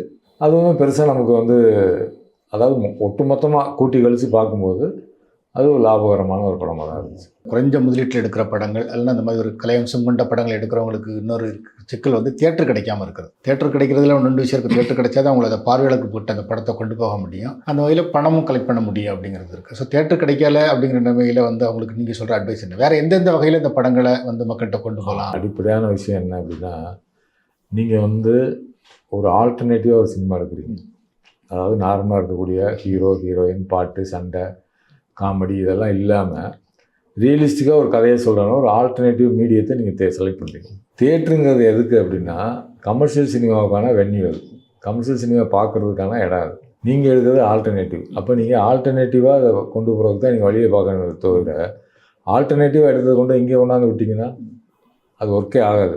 அப்போ சின்ன படத்துக்கு இடம் கொடுக்க மாட்டேங்கிறாங்கன்னு சொல்கிறதோ, இல்லை சின்ன படத்தை போட்டாங்கன்னா மக்கள் பார்க்க வர மாட்டேங்கிறாங்கன்னு சொல்கிறதோ, அதை நான் முன்னாலே சொன்னது மாதிரி உங்களோட டார்கெட் ஆடியன்ஸு யார்? இப்போ டூலெட் நான் படம் எடுக்கிறோம் அப்படின்னா டூலெட் படத்தை வந்து சீரியஸ் சினிமா பார்க்கக்கூடியவங்க அவங்க தான் பார்ப்பாங்க. இது சிட்டியில் தான் பார்ப்பாங்க, கிராமத்தில் இருக்கவங்களுக்கு அது தெரியாது. அப்புறம் விஸ்காம் படிக்கிறாங்க, ஸ்டூடெண்ட்ஸ் படிக்கிறாங்கன்னா ஸ்டூடெண்ட்ஸ் பார்ப்பாங்க. இவங்கெல்லாம் மொத்தம் அதிகபட்சம் எத்தனை பேர் பார்ப்பாங்க அப்படின்னா 50,000 1 லட்சம் பேர் தான் தேட்டருக்கான ஆடியன்ஸ். ஆனால் ஒரு மாஸ் ஹீரோவோட படம் வருதுன்னா அது 2 கோடி பேர் பார்க்கலாம், 3 கோடி பேர் பார்க்கலாம், எத்தனை கோடி பேர் வேணாலும் பார்க்கலாம். அப்போ இந்த டார்கெட்டட் ஆடியன்ஸ்னு ஒரு விஷயத்தை நீங்கள் மனசில் வச்சுக்கிட்டிங்கன்னா சின்ன படம் பெரிய படங்கிறதே கிடையாது. அது வந்து கமர்ஷியல் சினிமா, இது ஆல்டர்னேட்டிவ் சினிமா. நீரில் வசிக்கிறது, நிலத்தில் வசிக்கிறது. அது வந்து நீரில் வசிக்கிறது வச்சுக்கிறோங்க, நம்ம நிலத்தில் வசிக்கிற ஆள். இதை கொண்டு அங்கே தூக்கி போட்டிங்கன்னா அது வராது, நடக்காது. அப்போ சின்ன படங்கள் தேட்டர் கிடைக்கணுங்கிற ஒரு விஷயமே, சின்ன படங்கள் தேட்டருக்கு எதுக்கு வரணும்னு நான் கேட்குறேன். சின்ன படங்களுக்கான ஆல்டர்னேட்டிவ் சோர்ஸ் வந்து ஃபெஸ்டிவல்ஸ் இருக்குது, அப்புறம் ஓடிடி இருக்குது. ஃபெஸ்டிவல்ஸுக்கு போங்க, ஃபெஸ்டிவல்ஸில் பெரிய கவனம் வந்துச்சுன்னா ஓடிடிக்கு வரும். சரி, எல்லா படங்களும் ஃபெஸ்டிவலுக்கு போகுமா, எல்லா படங்களும் ஓடிடிக்கு போகுமானா அது ஒரு பெரிய கொஸ்டின் இருக்குது. அப்போ சின்ன படங்கிறதுனாலே அது நல்ல படங்கிறது நம்ம சொல்ல முடியாது. சொல்கிறாங்க, அப்போ 2 கோடியில் ஒரு படம் எடுத்திருக்கேன் சார், சின்ன பட்ஜெட் படம் எடுத்தேன் அது ஓடலை அப்படின்னு. சின்ன பட்ஜெட் படம் ரைட்டு, அது எந்த அளவுக்கு இன்ட்ரெஸ்டிங்கான படம், அதில் எந்த அளவுக்கு ஒரு ஆல்டர்னேட்டிவான படம் அப்படின்னா அது இருக்காது. நீங்கள் 30 கோடியில் எடுக்கக்கூடிய படத்தை நீங்கள் 2 கோடியில் எடுத்துருப்பீங்க. ஆர்டிஸ்ட் இருக்க மாட்டாங்க, அதே பாட்டு இருக்கும், அதே சண்டை இருக்கும், எல்லாமே இருக்கும், அந்த ஸ்ட்ரக்சர் அப்படியே இருக்கும், ஆனால் எந்த மாற்றமும் இருக்காது. ஆனால் நீங்கள் எங்களுக்கு தேட்டர் வேணும், நாங்கள் அதை ஓடணும் அப்படின்னு சொல்லும்போது அங்கே தான் ஒரு பிரச்சனை வருது. அப்போ நம்ம என்னென்னா சின்ன படங்கள் எடுக்கிறவங்க வந்து சின்ன படங்களுக்கு தகுந்த மாதிரி உங்கள் படங்களை டிசைன் பண்ணி அதுக்கு நல்ல ஸ்கிரிப்ட் ஒர்க்கில் நல்லா ரிசர்ச் பண்ணி நல்ல ரைட்டர்ஸை வச்சுக்கிட்டு ஸ்க்ரீன் ப்ளே ரொம்ப தெளிவாக பண்ணி நல்ல ஆர்டிஸ்ட் வச்சுக்கிட்டு அவங்க நல்ல ரிஹர்சல் கொடுத்து அதை வந்து பெருசாக எடுத்துடாமல் ஒரு 95 நிமிஷம் 100 நிமிஷத்துக்குள்ள ஒரு படத்தை எடுத்து அதை திருப்பி போட்டு பார்த்து அதில் 4 பேர் காமிச்சு அதை வந்து கரெக்ஷன் பண்ணி அப்புறம் ஒரு எந்த ஃபெஸ்டிவலுக்கு இந்த படம் போகும். இப்போ ஒவ்வொரு ஃபெஸ்டிவலுக்கும் ஒரு தன்மை இருக்குது, ஒரு தீம் இருக்குது. இப்போ வந்து ஒரு எக்ஸ்பெரிமெண்டலாக ஒரு படம் எடுத்து ஒரு ஃபெஸ்டிவலுக்கு காமிச்சிங்கன்னா செலக்ட் ஆகாது. நான் எக்ஸ்பெரிமெண்டல் படத்தையே செலக்ட் பண்ணுறதுக்குன்னு ஒரு ஃபெஸ்டிவல் இருக்குது. அப்போ இதெல்லாம் நீங்கள் ஒரு ரிசர்ச் பண்ணும்போது கண்டிப்பாக சக்ஸஸாக தான் ஆகும். சமீபத்தில் வந்து அந்த கொட்டுக்காளி படம் வந்தப்போ அமீர் சொன்னார், இது தேட்டருக்கான படம் இல்லை அப்படின்னு. அப்படி நம்ம சொல்ல முடியாது. அவர் சொன்னது ஒரு வகையில் சரி, ஏன்னா கமர்ஷியல் சினிமா கொண்டு இங்கே வைக்கிறீங்கிறது. இன்னொரு பக்கம் இந்த சினிமா எப்படி நம்ம பழக்கப்படுத்துறதுன்னு ஒன்று இருக்குது. இப்போ அந்த படத்தை வந்து ஒரு பெரிய நடிகர் தயாரிக்கிறாரு, ஒரு பெரிய நிறுவனம் அதை வந்து வெளியிடுது. அப்போ இதெல்லாம் நடக்கும்போது ஆடியன்ஸ் வந்து பார்க்கக்கூடிய ஒரு தன்மை வருதுல்ல. இப்போ நீங்கள் கேரளாவில் வந்து எடுத்துக்கிட்டிங்கன்னா பெரிய நடிகர்களும் இந்த மாதிரி படங்களும் நடிக்கிறாங்க. சூரிய வந்து அதில் நடிக்கிறாருங்கிறது நல்ல விஷயம்.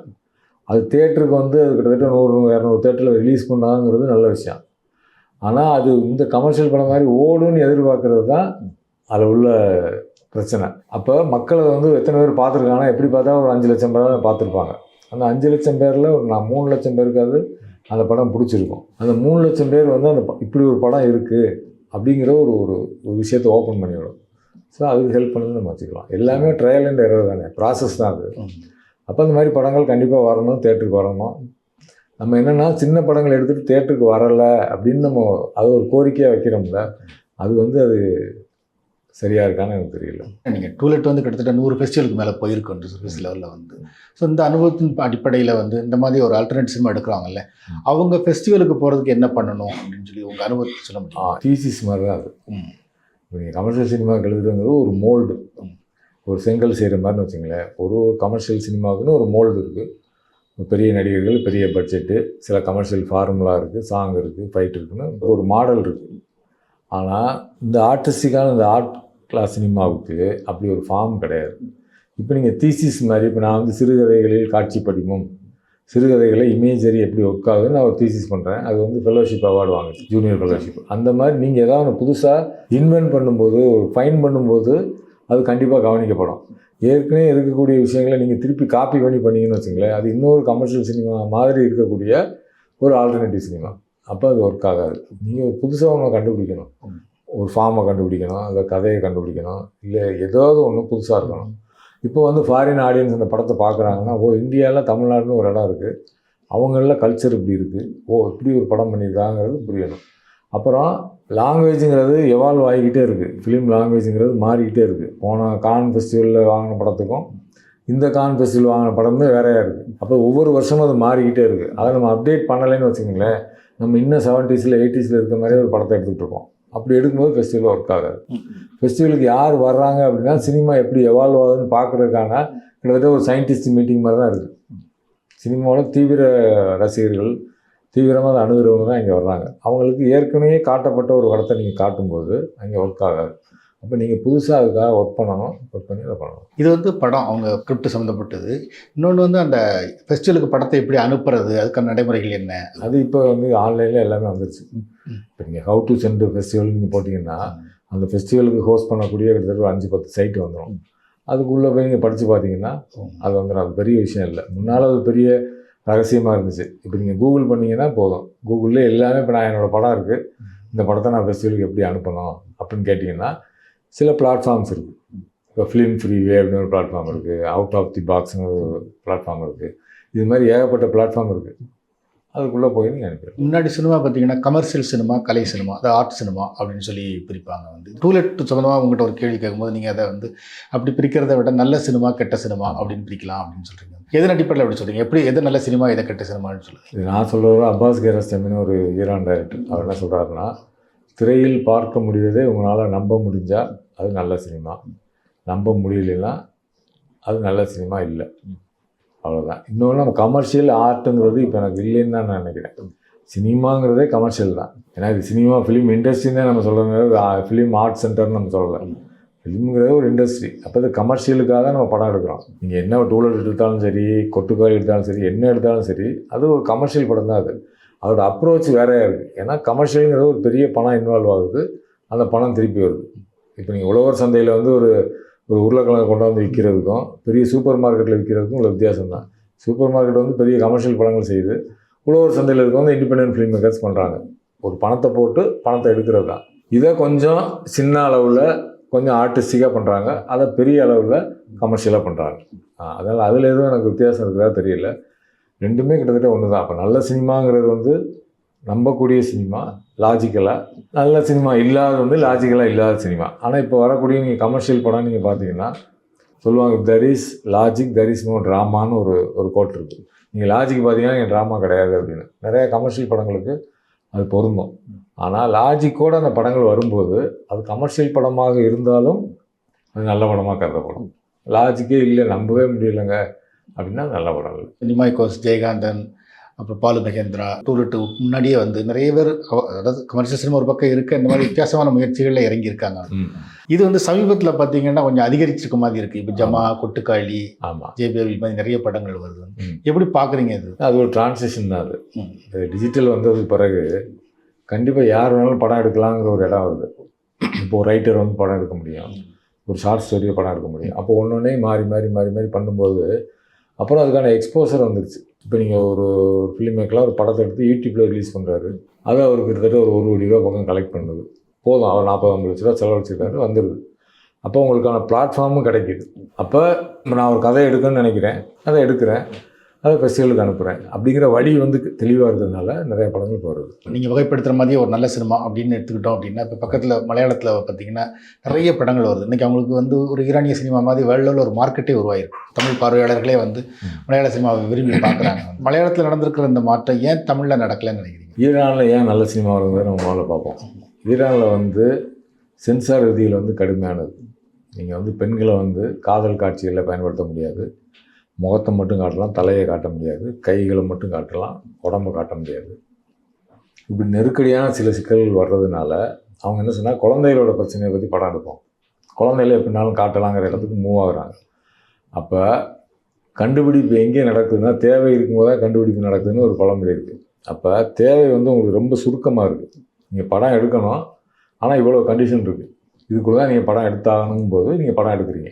கேரளாவுக்கும் அதே தான். அவங்க ஏரியா வந்து கம்மி, பிஸ்னஸ் வந்து கம்மி, எல்லாமே கம்மிங்கும் போது ரியலிஸ்டிக்காக தான் அவங்க படத்தை அணுக முடியும். இப்போ நமக்கு வந்து பெரிய நடிகர்கள் இருக்காங்க, பெரிய ப்ரொடியூசர் இருக்காங்க, பெரிய பணத்தை போட்டு நீங்கள் எடுக்க முடியும், பணமும் திரும்ப கலெக்ட் ஆகுது. இப்போ நீங்கள் கேரளாவில் இருக்க மாதிரி ஏன் தமிழ்நாட்டில் இல்லைன்னு நீங்கள் கேட்குறீங்க, கேரளாவில் இருக்க மாதிரி ஏன் தெலுங்கில் இல்லைன்னு கேட்டிங்கன்னா அதுக்கு இதே தான் பதில். அவங்களுக்கு பெரிய சோர்ஸ் இருக்குது, சோர்ஸ் இருக்கனால பிரம்மாண்டமாக பண்ணுறாங்க. சோர்ஸ் இல்லை, சிம்பிளாக பண்ணுறாங்க. அப்போ சிம்பிளாக பண்ணும்போது ஒரே சிம்பிளாக பண்ணிக்கிட்டே இருக்க முடியாது, அதில் புதுசாக என்ன பண்ணலாம். இப்போ வீட்டில் நம்ம பேச்சுலர்ஸாக நம்ம வந்து ஒரு 4 ஃப்ரெண்ட்ஸ் தங்கியிருக்கோம்னு வச்சுங்களேன், கையில் ஒரு 30 ரூபா தான் இருக்குது அப்படின்னா இன்றைக்கி என்ன செய்யலாம், இன்றைக்கி ஒரு ப்ரெட்டை வாங்கி எதாவது பண்ணலாம், நாளைக்கு 30 ரூபா தான் இருக்குது, அதே ப்ரெட்டை பண்ண முடியாது, வேறு ஏதாவது ஒன்று பண்ணலாம், மறுநாள் இப்போ சின்னதாக ஒரு எக்ஸ்பிரிமெண்ட் பண்ணுறோம்ல, அது மாதிரி பண்ணுறது தான் ஈரான் சினிமா, அது மாதிரி தான் கேரளா சினிமா. நமக்கு வந்து உங்கள் கையில் வந்து 10,000 ரூபா இருக்குது, எங்கே சாப்பிட்றீங்கன்னு வாங்க அந்த ஹோட்டலுக்கு போவோம், வாங்க இங்கே போகணும், ஒரு லேவிஷாக செலவழிக்கக்கூடிய தன்மை சினிமாவுக்குள்ளே இருக்குது. அதுதான் காரணம். நீங்கள் நிறைய ஃபெஸ்டிவல் பண்ணணும்னு அடிப்படையில் சொல்கிறீங்க. ஃபெஸ்டிவலெல்லாம் இப்போ ஈரான் சினிமா மாதிரி வேர்ல்டு சினிமாவில் வந்து பார்வையாளர்கள் வந்து அதை இது பார்க்குறாங்க அப்படின்னு. ஸோ அந்த வேர்ல்டு சினிமா பார்க்குற பார்வையாளர்கள் சர்வதேச ஃபிலிம் ஃபெஸ்டிவல்ஸில் தமிழ் சினிமா பற்றி என்ன அபிப்பிராயம் வச்சுருக்காங்க? அது கொஞ்சம் பேத்தட்டிக்கு தான். என்னென்னா நான் வந்து கல்கத்தாவில் வந்து படம் வந்து செலக்ட் ஆகிருக்கு, இந்தியன் காம்படிஷன். படத்தை வந்து ஸ்க்ரீன் பண்ண போகிறாங்க, ஃபஸ்ட்டு ப்ரீமியர், வேர்ல்டு ப்ரீமியர். அப்போ ஒரு பெரிய ஹால் இருக்குது, அந்த ஃபெஸ்டிவல் டைரக்டர் இருக்கார். அன்னைக்கு ப்ரீமியர் ஆகக்கூடிய வேறு ஒரு நாட்டு படங்களோட டைரக்டர்ஸ் அங்கே இருக்காங்க. சின்னதாக ஒரு காஃபி ஸ்வீட்லாம் கொடுத்து ஒரு சின்ன ஒரு இது மாதிரி நடக்குது. அப்போ ஒவ்வொரு டைரக்டரும் உங்கள் படம் 4:45 நீங்கள் கிளம்பும் இல்லை இப்படி போகிறாங்க. இப்போ என் படம் வந்து 5:30 நாங்கள் போகிறோம். இப்படி போகும்போது பக்கத்தில் டைரக்டர்ஸ் உட்காந்துருக்காங்களே, என் பக்கத்தில் வந்து ஐஸ்லாந்து டைரக்டர் ஒருத்தர் உட்காந்துருக்கு.